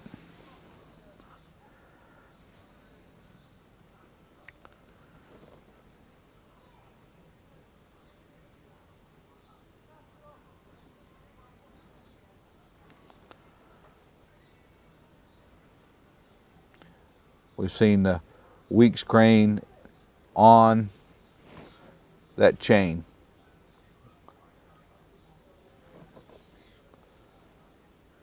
And it's been pulling on it. They pulled it, now they've stopped. I think they may be grabbing putting another place in it where they can reattach to it and keep pulling it. We will probably, if that's the case, we'll probably see that yellow block on the Weeks crane come down for them to reattach and try the process again.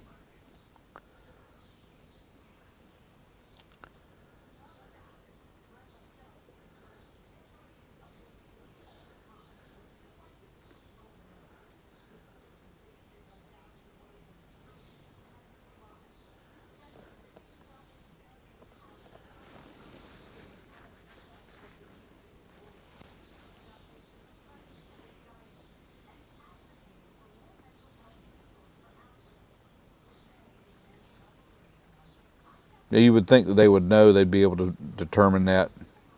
That's if the marks were still on the chain, if they were visible.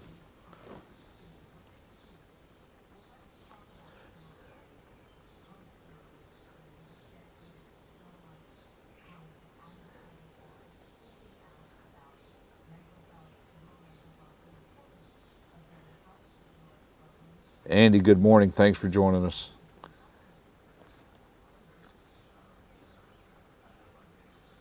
Good to see a lot of familiar faces, names here in the chat. Thank you guys.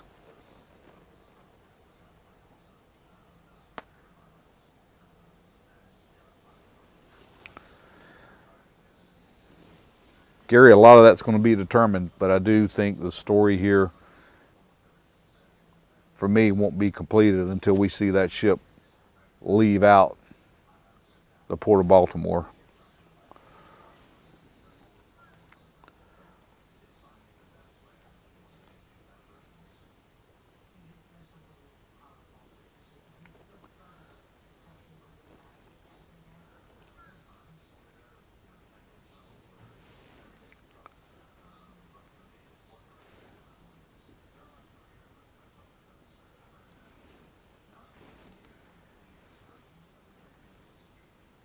My time is flying here today. On the other side there, Doug, on the other side.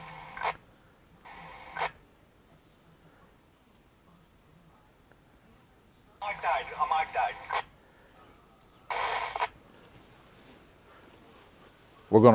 We're planning to stay with you guys here with the live until noontime. And we're going to break down and go back, make sure batteries are charged, ready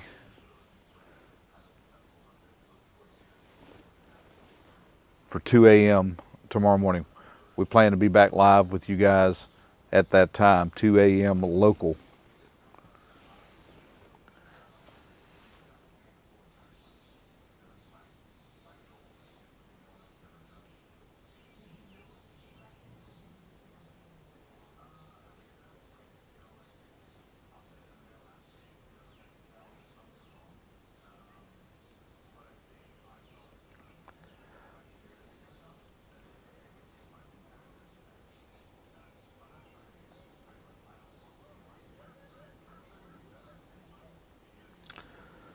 Thank you, Alex. Thanks for joining us.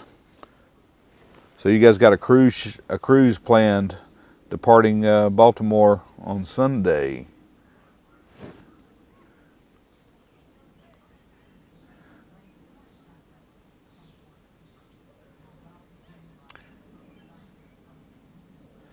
Grant, I don't know what the cost of a container or box ship is. I don't know. I can tell you that that one right there is probably, right now, it could probably be picked up relatively cheap. It's a fixer-upper though.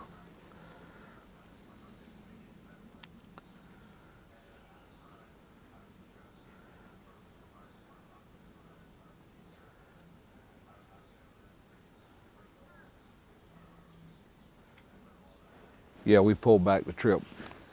We originally planned to leave today.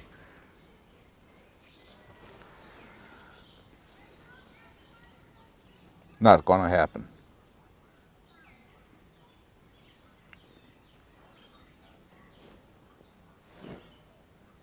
A little bit of haze in the area. We did have rain again during the nighttime hours in Baltimore. A little light rain.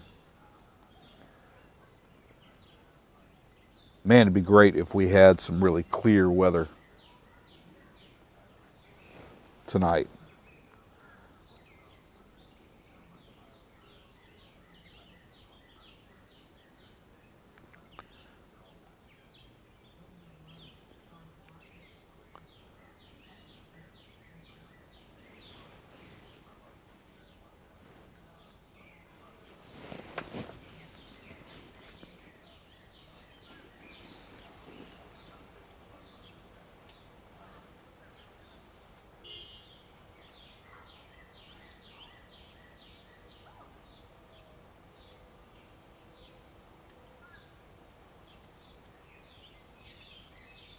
A lot of water still has to be pumped off the ship.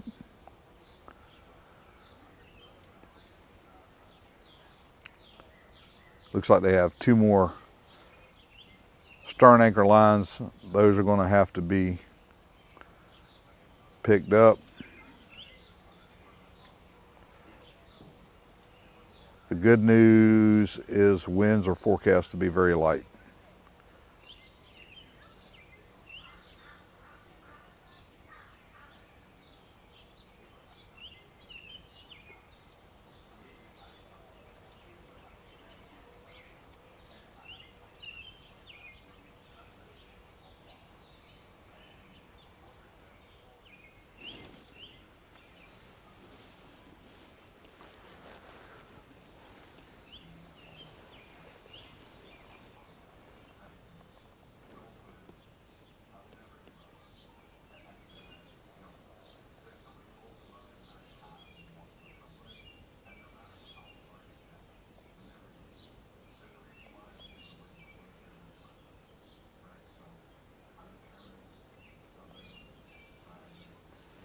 How many likes do we have here today? It seems, let's refresh the page here. We haven't even made 2,000 likes here. 3,400 of you here watching the stream, and we've got less than 2,000 likes.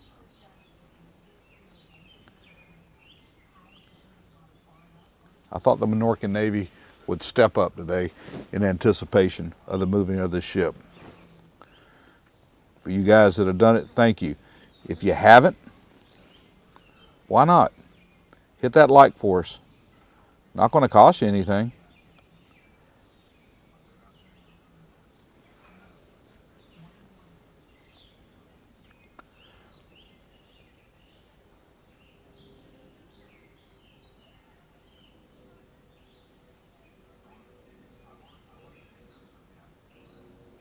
Overcast, Dawn. Overcast. Hazy and overcast. We had rain, light rain last night. If you were here with us yesterday, you know we were broadcasting in the rain. We started off, it was raining here in Baltimore. Rain kind of moved out. It came back yesterday afternoon, so it's been wet. It's been wet here in the area over the past 24 hours.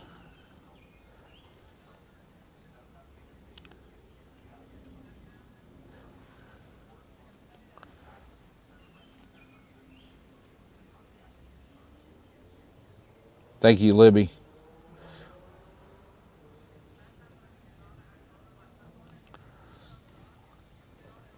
We've got some stowaways here in the chat.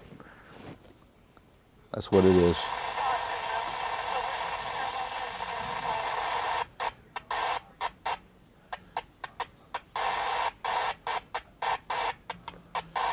Yeah, they're supposed to be coming alongside us.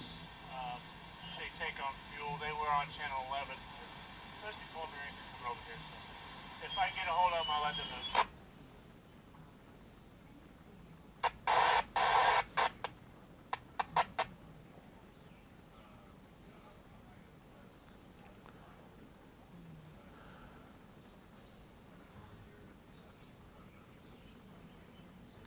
Looks like we're seeing the weeks kind of rotate a little bit now.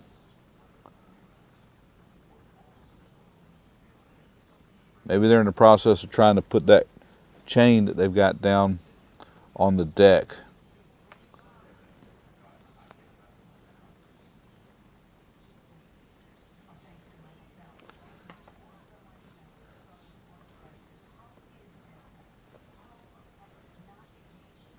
$2,300 likes now, you guys. We put a call out and you guys respond. Thank you guys that have done it. If you haven't,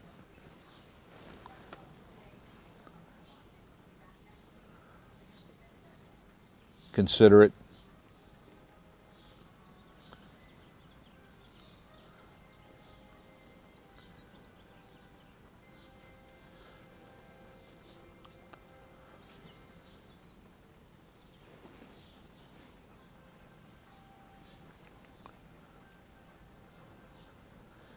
Yeah, Ernest, they're going to leave the rest of the stuff that on the bow. If the plan is for them to move the ship tomorrow, the rest of that debris is going to ride on in.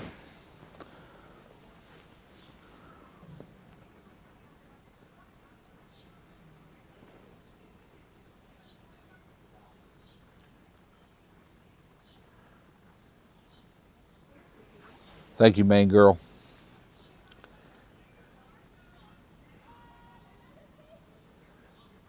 The Chesapeake has gone in. It was out here working earlier. It left. Looks like it's gone over to Sparrows Point. They may have had an issue with the claw. The claw didn't look right to us, but it's left the site. The red crane that you see there is the Weeks 533.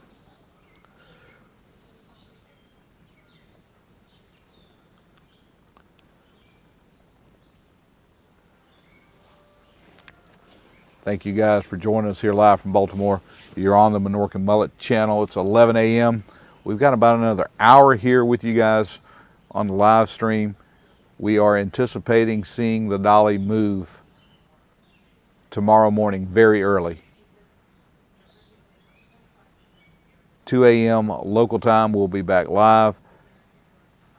The high tide tomorrow is at 5:24. If all goes according to plan, sometime around that time, around that 5:24 mark, that being the high tide mark, it could happen earlier. 5:24 is the high tide mark. We're hoping to see the ship move.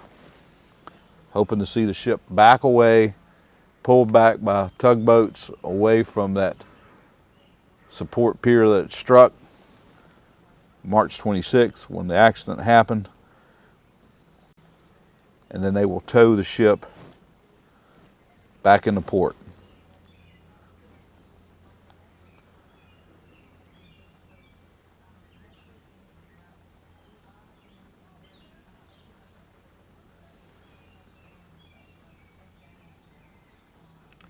Thank you, Greg, for checking in with us. Get some rest.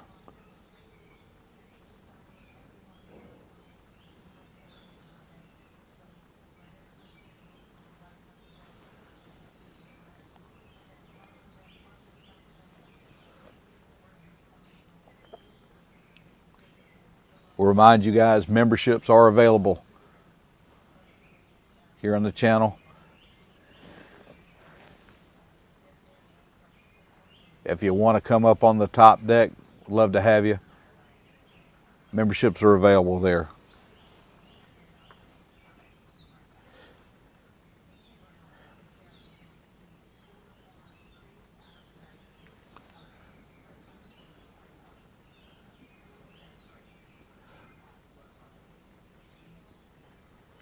Looks like the block going back up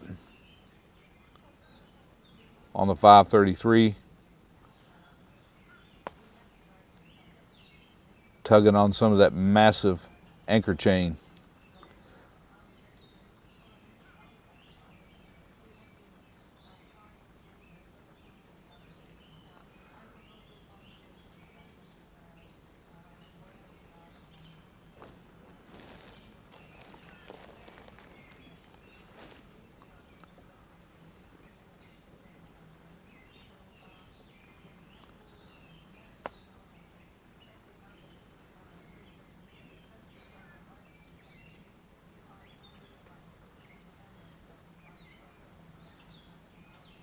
They say we could see as many as 5 tugs tomorrow.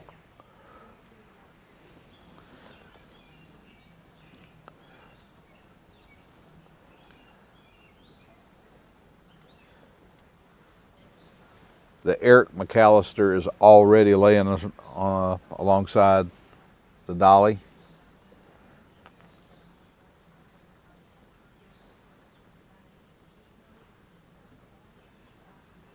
I did not see the tornado damage in Texas. Hate to hear that.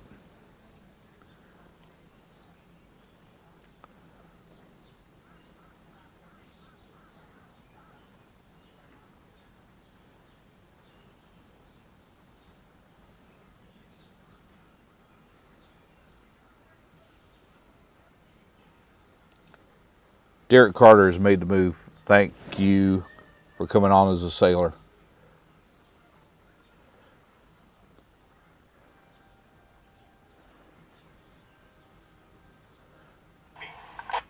We can see that anchor chain kind of swinging there.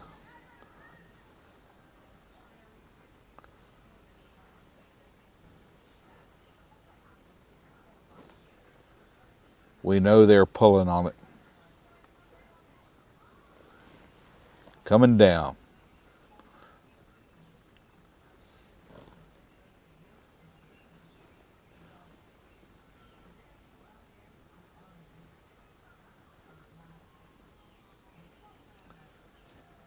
Rita, very kind of you. Thank you so much.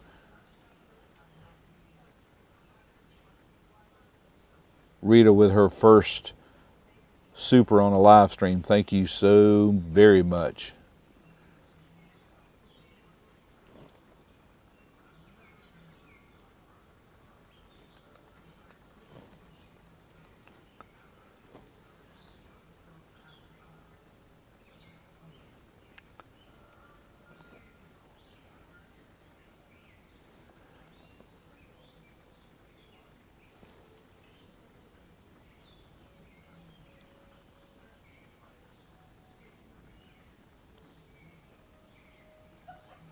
Coyote, never will you ever see anything like the lifts that are going to come off that dolly once it gets back in the port. Andy, thank you so much. Appreciate that. If I have time to eat today, it's going to be a busy afternoon.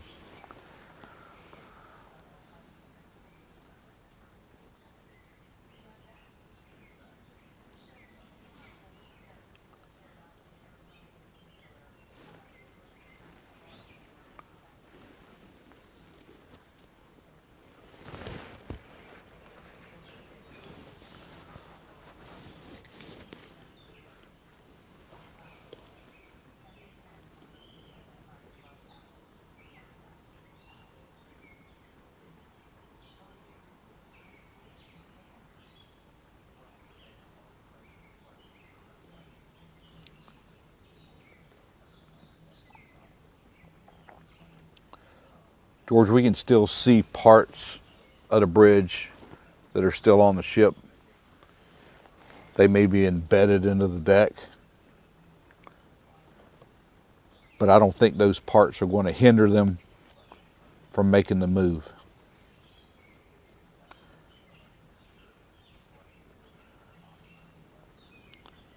Ross, the Weeks is in the process of what we believe to be pulling up anchor chain.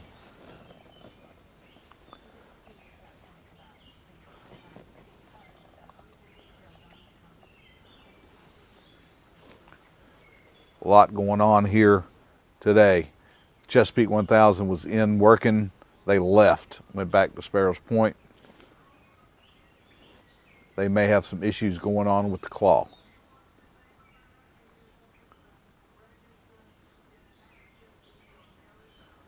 See the Eric McAllister there alongside the Dali. That's one of the McAllister tugs. Probably see that tug involved in the process of moving the Dali. I would expect McAllister would be involved with that. Some of the anchor lines have been taken in. Where there were 4 off the stern, now we see 2.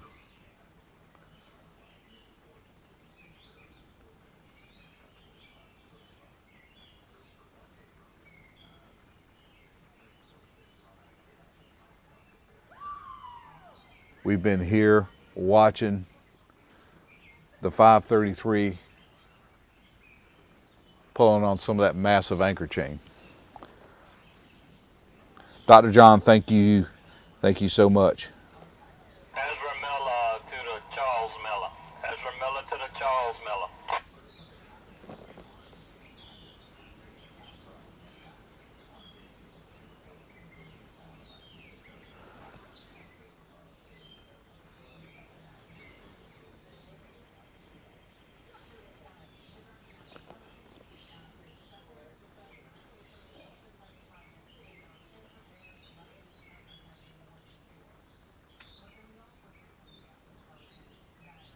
Marlon, thank you for joining us from Brazil. The Minorcan Navy is worldwide. Thank you guys. Thank you guys for being here with us.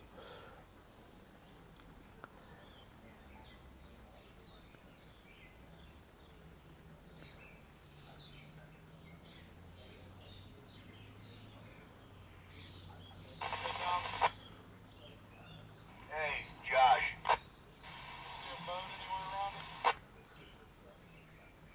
That would be a negative. He's at the end of the pier with some other rig there. I don't know what they're doing.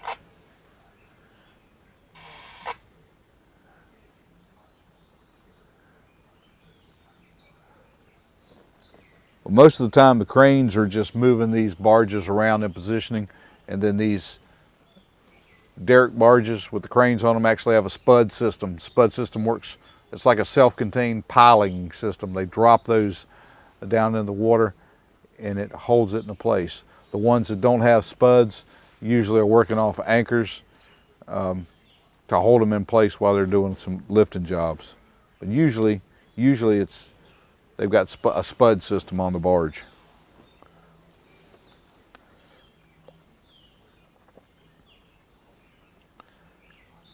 That's a Don John crane. You can tell that it's blue, the blue house on it. You know, I'm not sure which one that is. Let's see if we can pull it up. It might be the Oyster Bay. I know the Farrell. The Farrell is the crane that's over towards the right. The boom now behind that power pole is visible.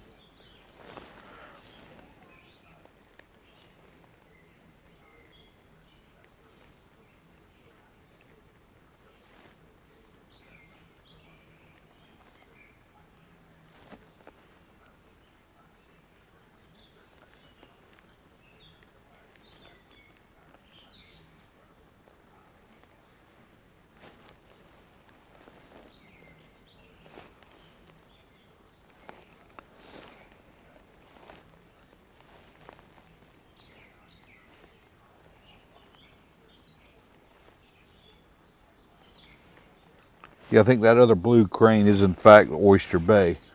That's a Don John asset. It looks like they're working a clamshell.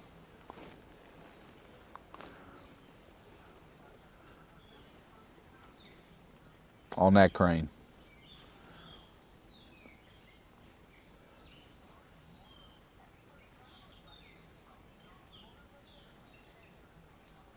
Wes Sparks, good morning. Thanks for joining us.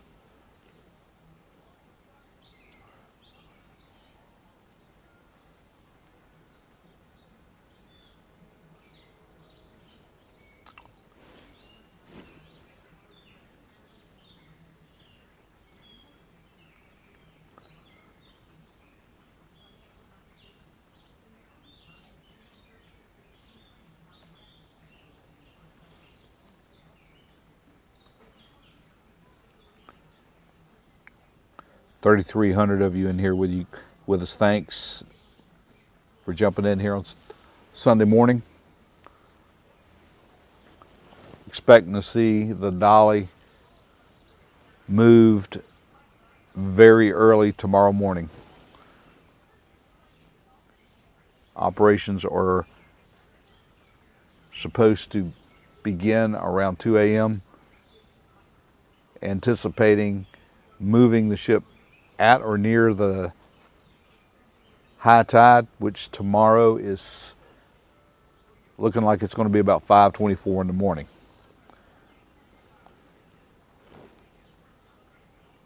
You're going to want to get in here before the high tide if you are planning on trying to see. We're going to hopefully be able to get an image for you guys. It's going to be dark.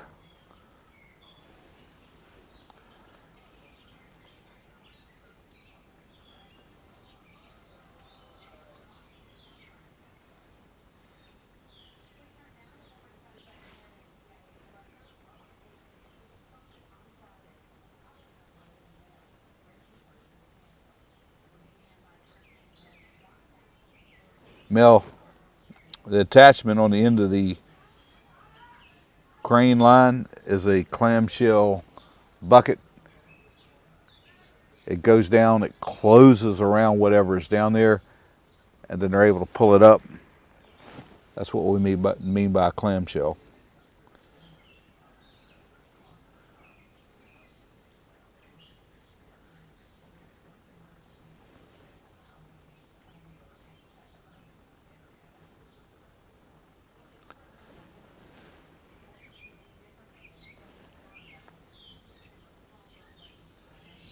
Yeah, the block looks like she's pretty high up there, James.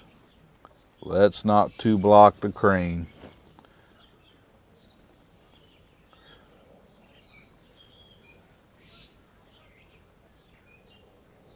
It looks like they have gotten a lot of chain pulled up there.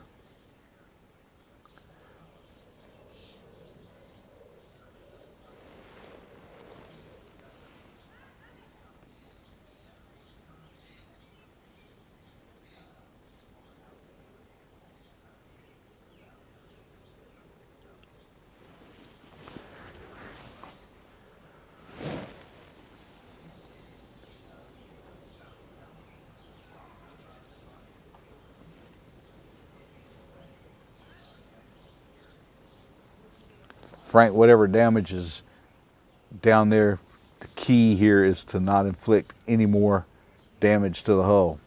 That's why they've had the inspections, they've had the sonar checks.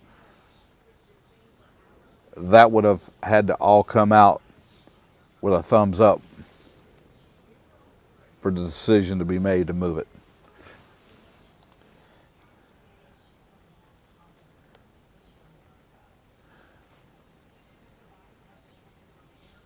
Not sure how much chain was played out. I do not know, Carmen.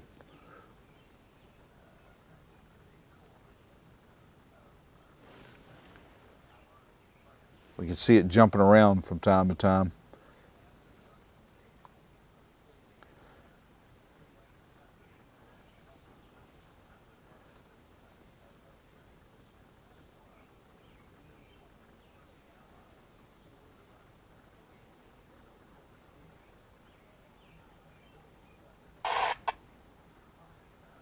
Thank you, Paul. Thanks for joining us from South Africa. Leave it alone.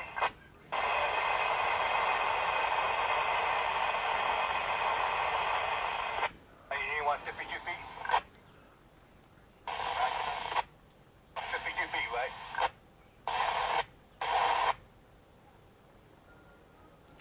Coyote, it's possible. It's possible they cut the anchor loose. You know, I don't know. It is possible.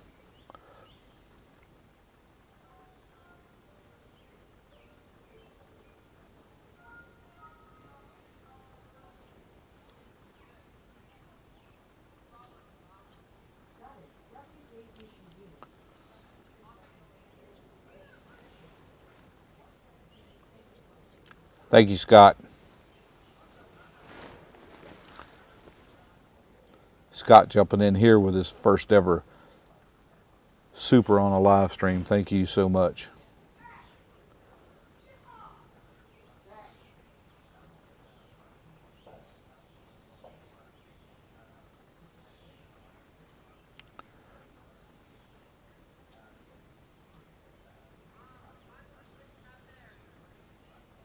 Greg, you know those cranes always have the two blocking device installed. It's usually in the seat of the crane. That one should never fail.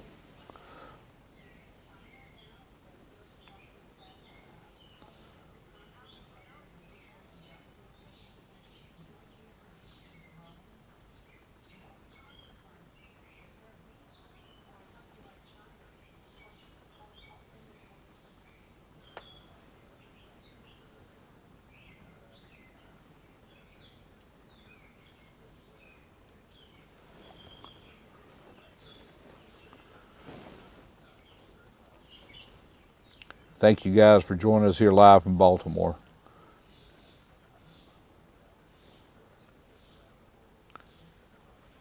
We're watching a 533 pull on some anchor chain. We've seen the Chesapeake 1000 with that claw out working. Then they departed and went back to Sparrows Point. May have an issue going on with the claw. The claw was not fully retracted when it left. Preparations underway.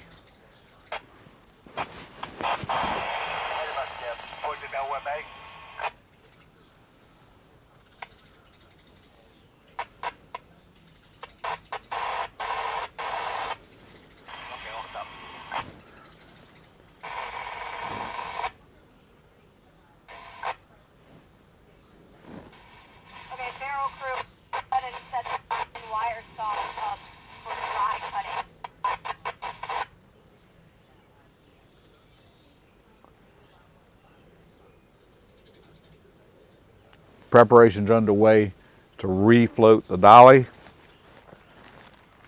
and to move it back away from the bridge tomorrow morning, very early indeed.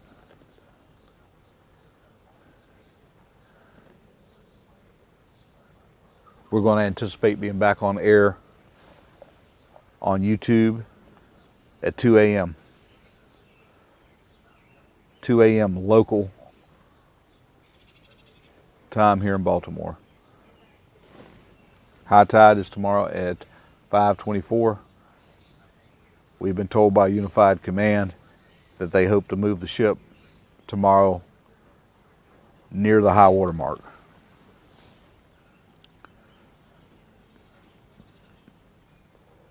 Mark, that's been our MO, yes. We're going to see what we can do about getting a telescopic camera set up for tomorrow morning.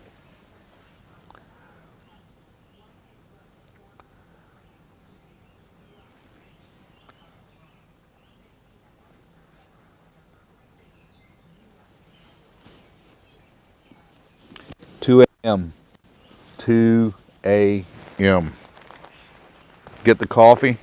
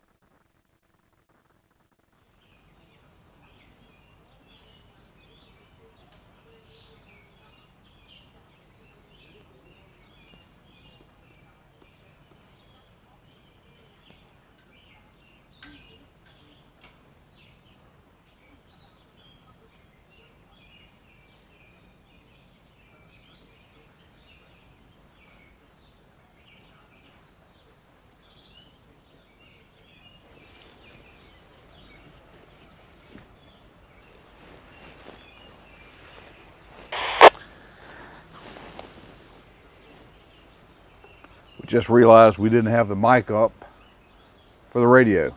So hopefully you guys are going to be able to get a little bit better audio from the radio. Radio traffic today has been kind of light, but been interesting.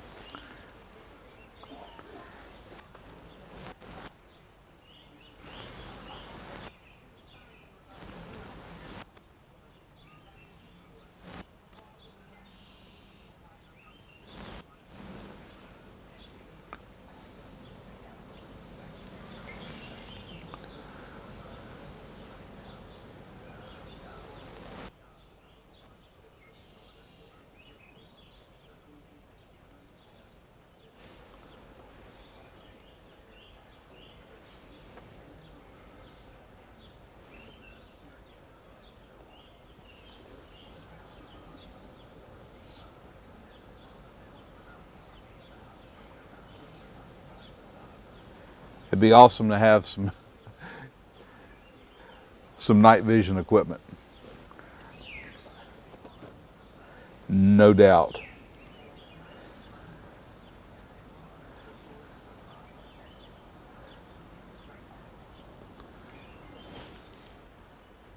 Looking to be what appears maybe to be a fuel barge transitioning through the area.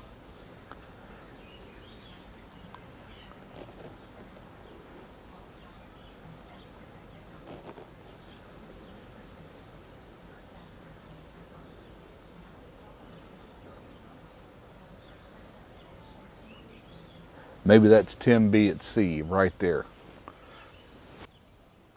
Seen some of his videos, some trips he's made along the site.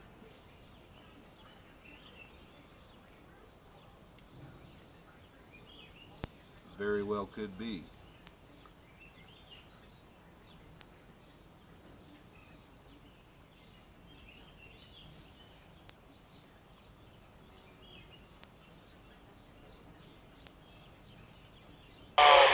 They were supposed to be here in like 45 minutes to an hour, and that was quite a while ago. Yeah.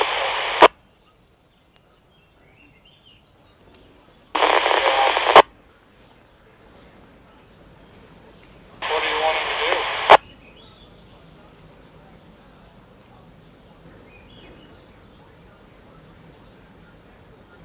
Yeah, we'll be giving the camera everything we can, all the light gathering capabilities we can get through the lens. It's going to be dark. The plan Activity tomorrow, behind me there. Oh, yeah, he is here. Shit, what am I saying?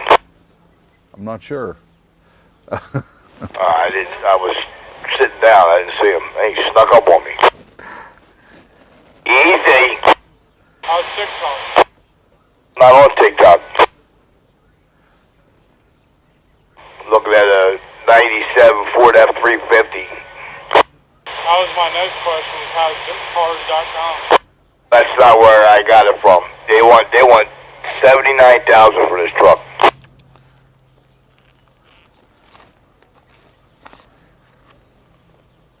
F-350, all manual transmission, everything. 13,000 miles. Mint. Nice truck.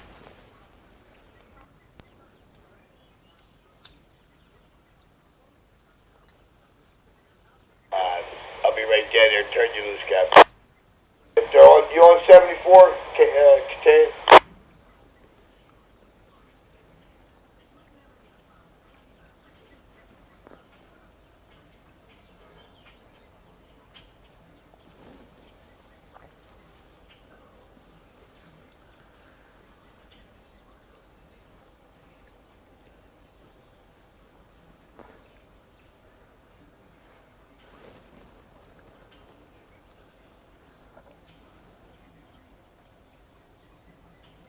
Yeah, we see that cable. See the cable's off the 533 now hanging straight down. They may be lowering that chain what they had up onto a barge. May see them get another bite. Let's watch and see if we see that block come down towards the deck some more.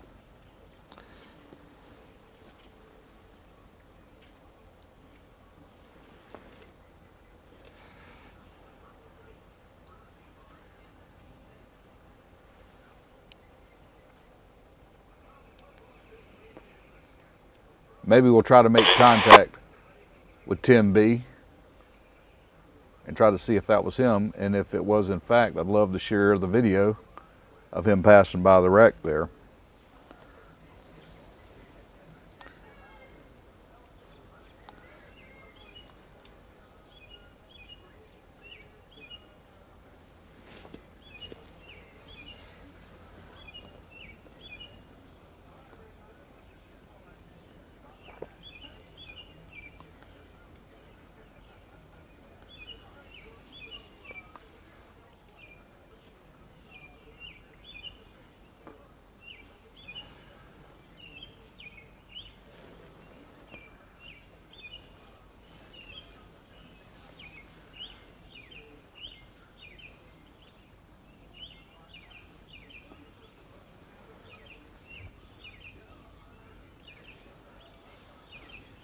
Tim B as in Tim B at sea. Yeah, we think that was his tug that just came by the site with that fuel barge.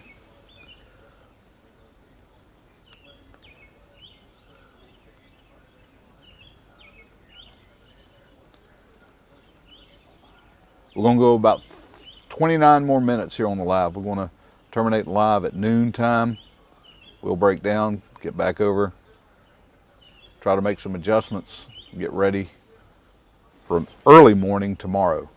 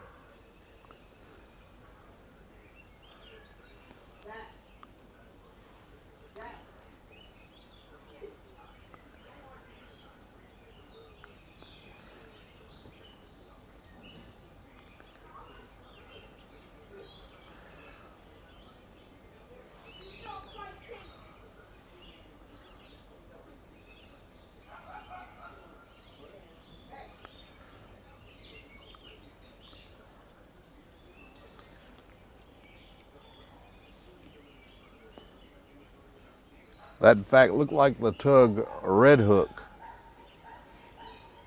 on that fuel barge.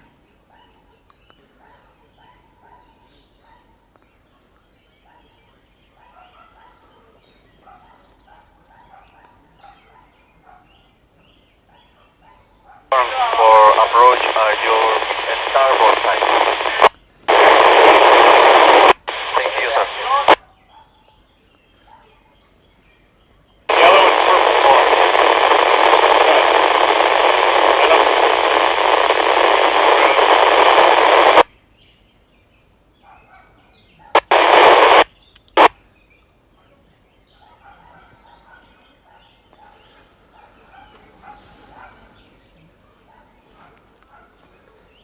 Thank you, Randy.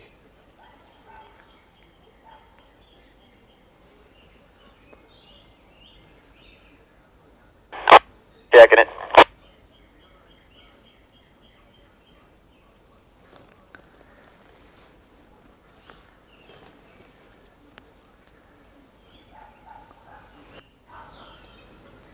Tim B has a YouTube channel, Tim B at Sea. He usually posts his videos on Tuesday. And we have seen Kim transiting the area with fuel barges in the past.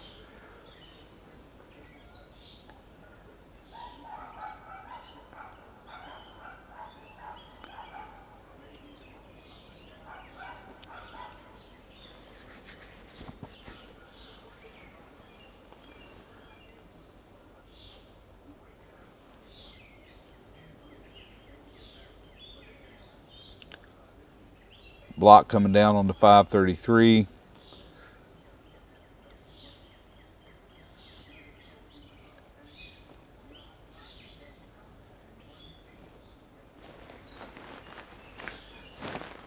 We'll see if they try to pull some more. Hopefully before we end the stream.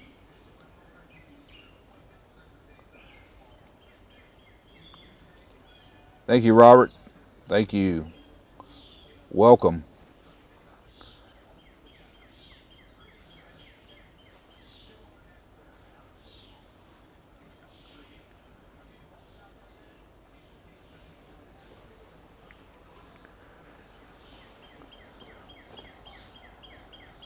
Mike, I don't think they put the chain back in the water.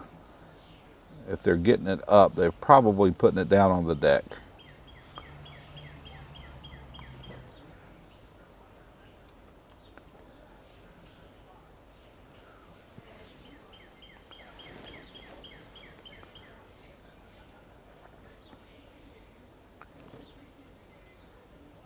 Thank you, Tiger. Thank the subscribers. Thank you so much for coming aboard. The channel has really grown, and I salute you. Thank you very much.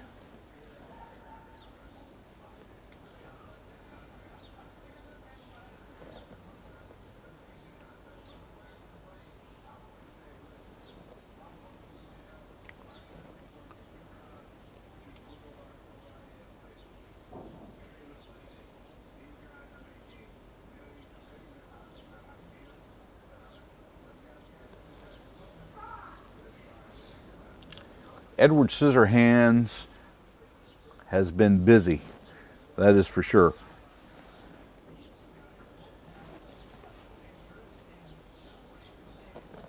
He may have gotten his debris that he has been collecting on the front of that barge dealt with. Maybe it's time for a rest.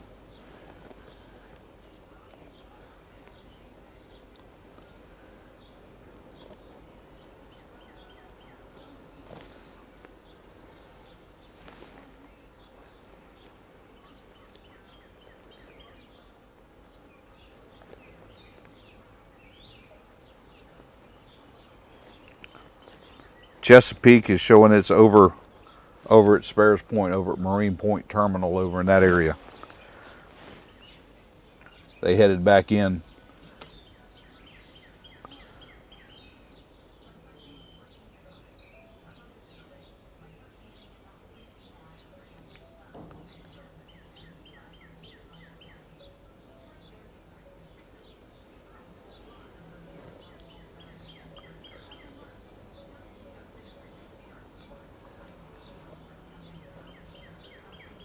Who knows, Chuck, maybe these videos that we're putting up on YouTube will be looked at by those that Hey Peter, you on the radio? Stu. come up into the industry and look at it as a training tool. We know that some of our Golden Ray videos have been used.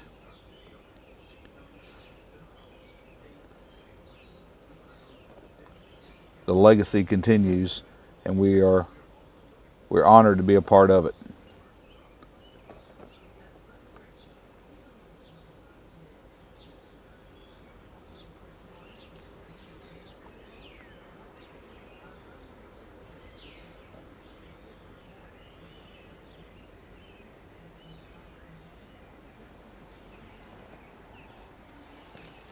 Yeah, we did reach that milestone. Thanks, Tiger.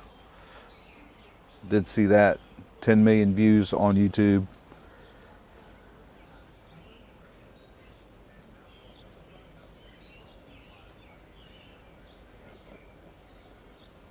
Humbled by the response the channel's gotten.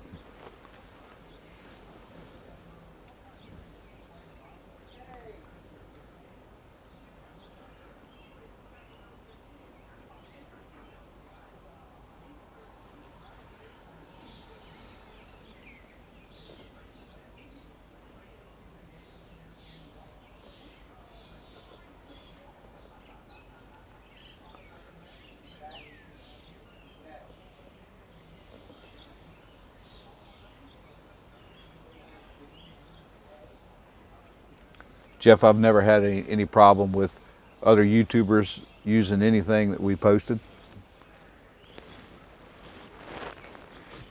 I'm a firm believer that YouTube grows, we all grow. All the creators that are on YouTube help make the platform stronger, and that helps all of us that are posting on YouTube. I do not have a problem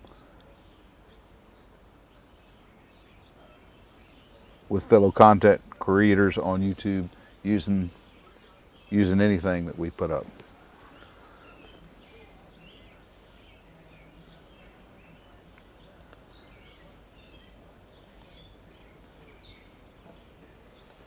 We've had some great interaction here on the channel.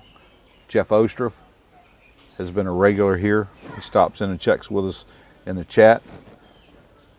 Dr. Sal Macagliano with what's going on with shipping, another friend of the channel, and the relationship I have with Dr. Macagliano goes back to my days covering the Golden Ray salvage.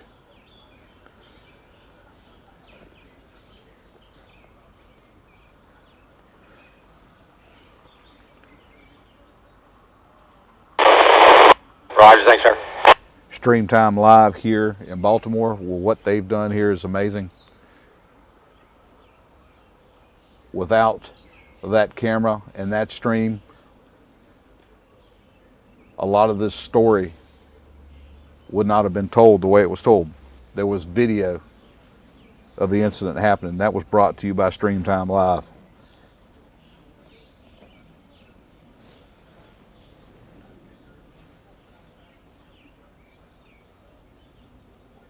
Stream Time, their camera is on the opposite side of the bridge, and with us here and the view you're getting from their camera, it paints a pretty good picture of what's going on here in Baltimore.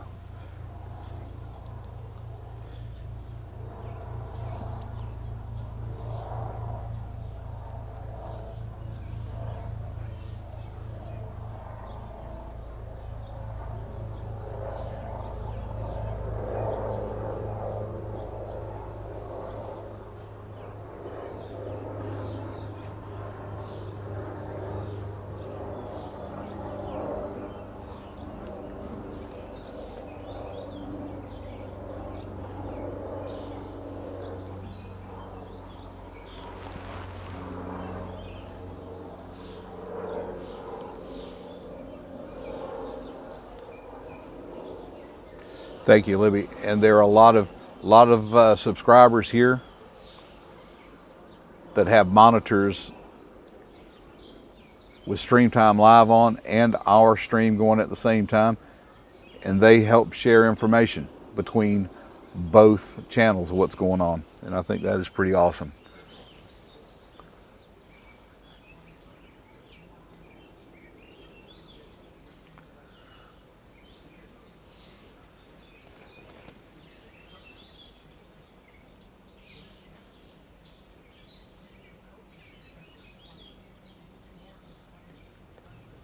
See that block kind of moving on the 533? Are we going to see that come back up again? Let's watch and see.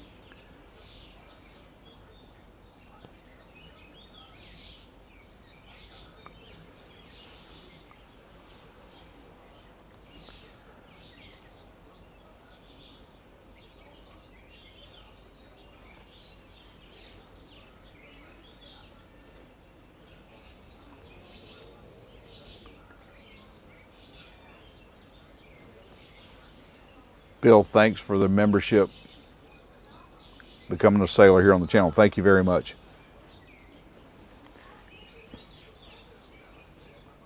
You're up on deck here with the Minorcan Navy. Thank you.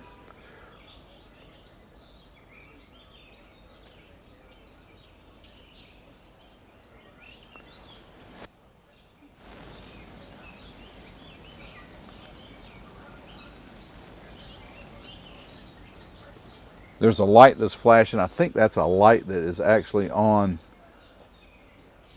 the Oyster Bay, on that crane. And frame rate gives it the image. The image comes out as a flashing. That's due to the film rate.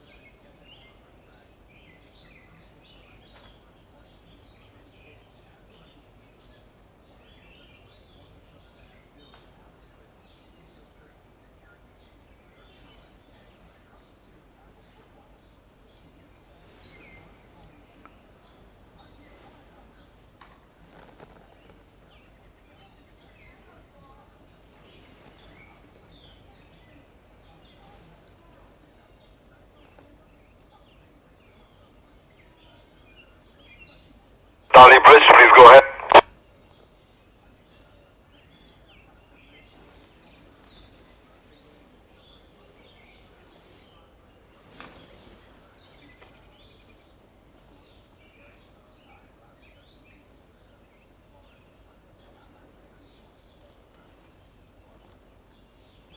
Randy, I'm not sure if the anchor chain has been disconnected from the anchor.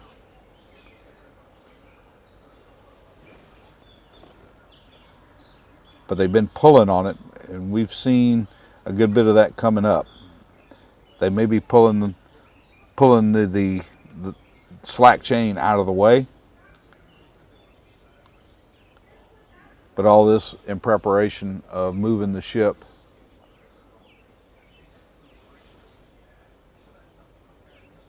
scheduled for the early morning hours tomorrow. Unified Command said they're going to get started in earnest around 2 a.m. High tide is at 5:24 in the a.m. here local. If they can float it and move it out ahead of the high tide, they're probably going to do that. We plan on being here.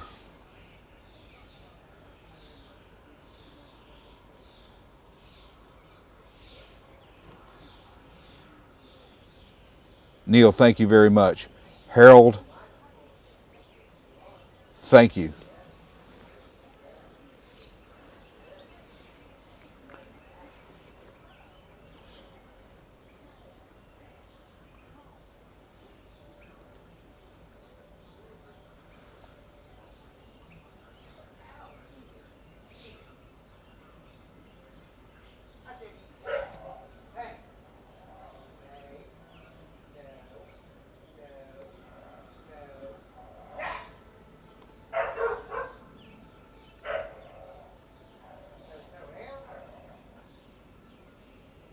The ship's got to be moved, guys. They got to get the ship out of the way to continue clearing the channel.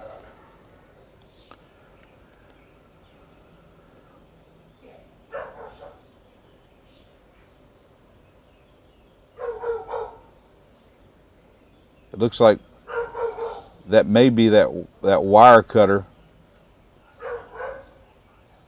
that's now coming up on the ferrule crane.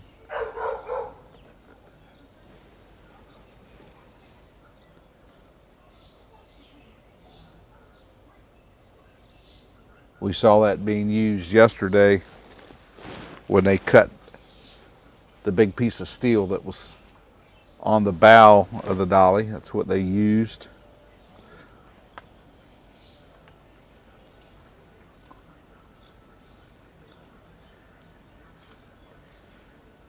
Kathleen, thank you. Thank you so much.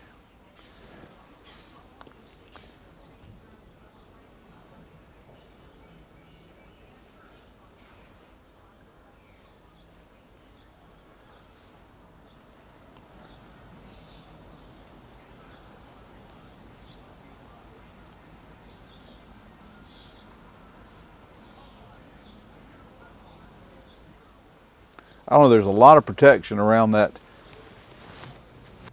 power pole, that utility pole that comes up there. From what I understand, that was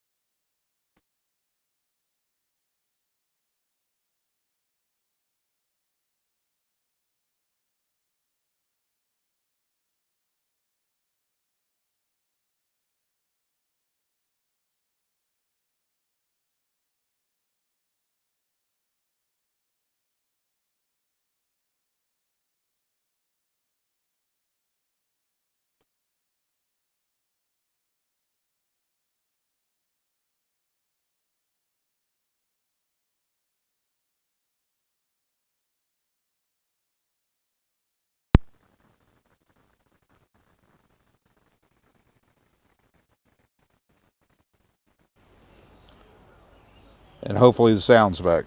One thing we will be doing is changing manufacture of batteries. Norman, thank you.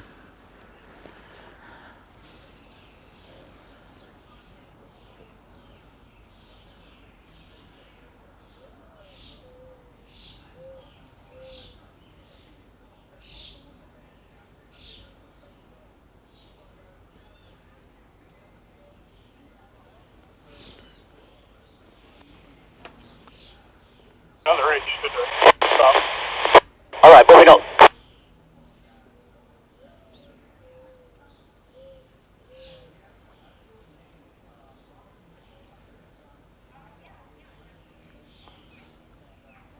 $3,000 of you here. Plan is to run this live stream. We're going to go for about another 7 minutes here. And we will be shutting down the stream. What's going on back there? Head back in anticipation of a very early morning tomorrow. Mike D, thank you. Thank you for coming aboard the Minorcan Navy as a sailor.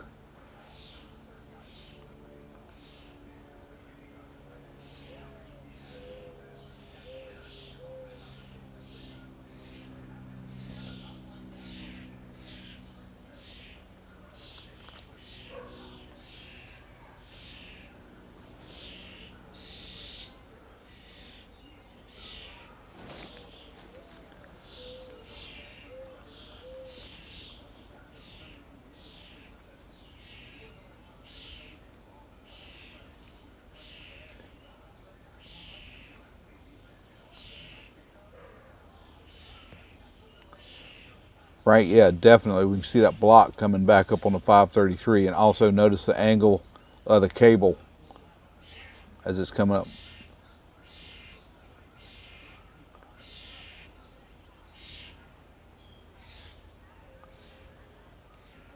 Looks like a little bit of side load there again.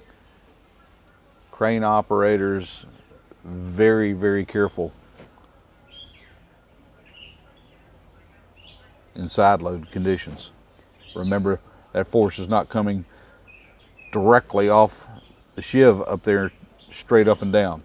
Now they're pulling at an angle.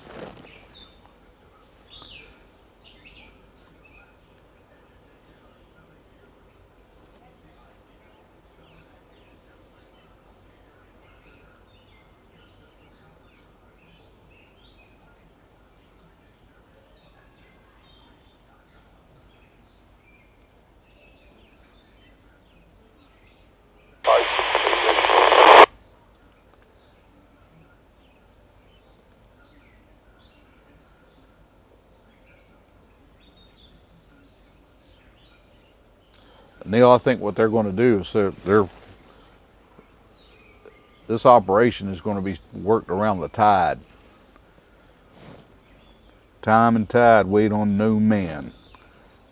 High tide tomorrow is at 5:24. If they can get the ship floated and move it ahead of the high, that's what they're going to do.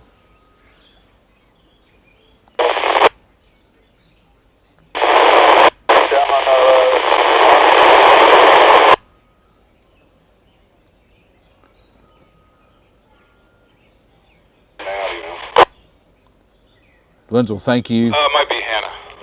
Okay, so I know you got inbound now. Good to see an old time subscriber here. Okay, yeah. So, jumping up sounds good. to the membership. Thank you very much. You on here, Kevin? Vicky? Hey, it's Shimon, what's up? Shimon, checking in with you there, son.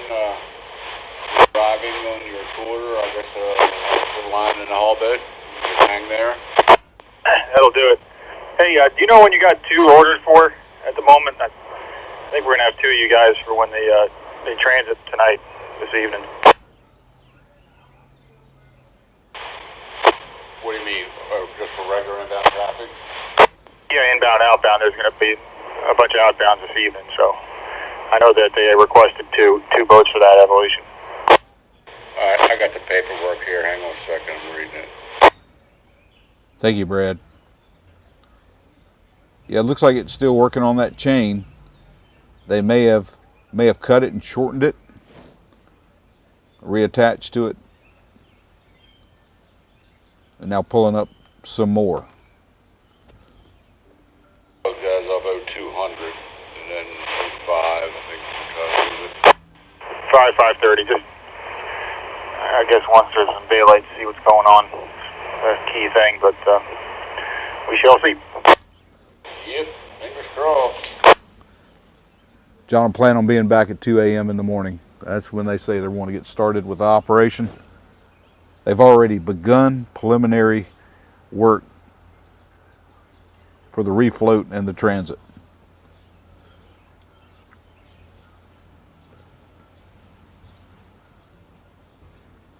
Kirk, thanks for jumping in. Hope the stream looks pretty good on your end.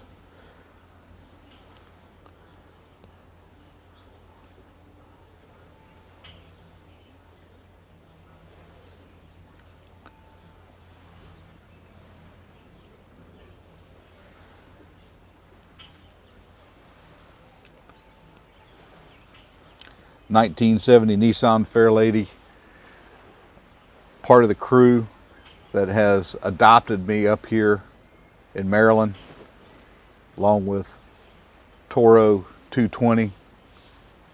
Ralph, you guys, appreciate everything you've done for me.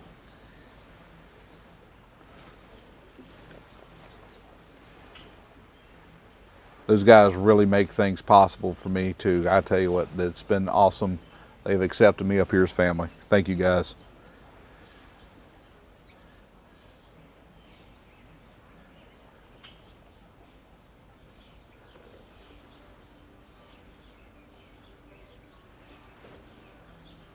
They have a lot of water to move out of the ballast tanks in the bow of the ship.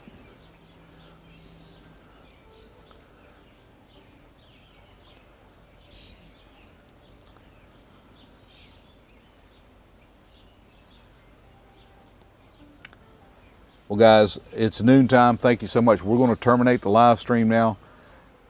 You guys that have been here with us, live stream has their camera up from what we've been told. You guys jump in over there. As always, I got to thank Tiger, Brenner, Teresa, the moderators here. They do a super job with us.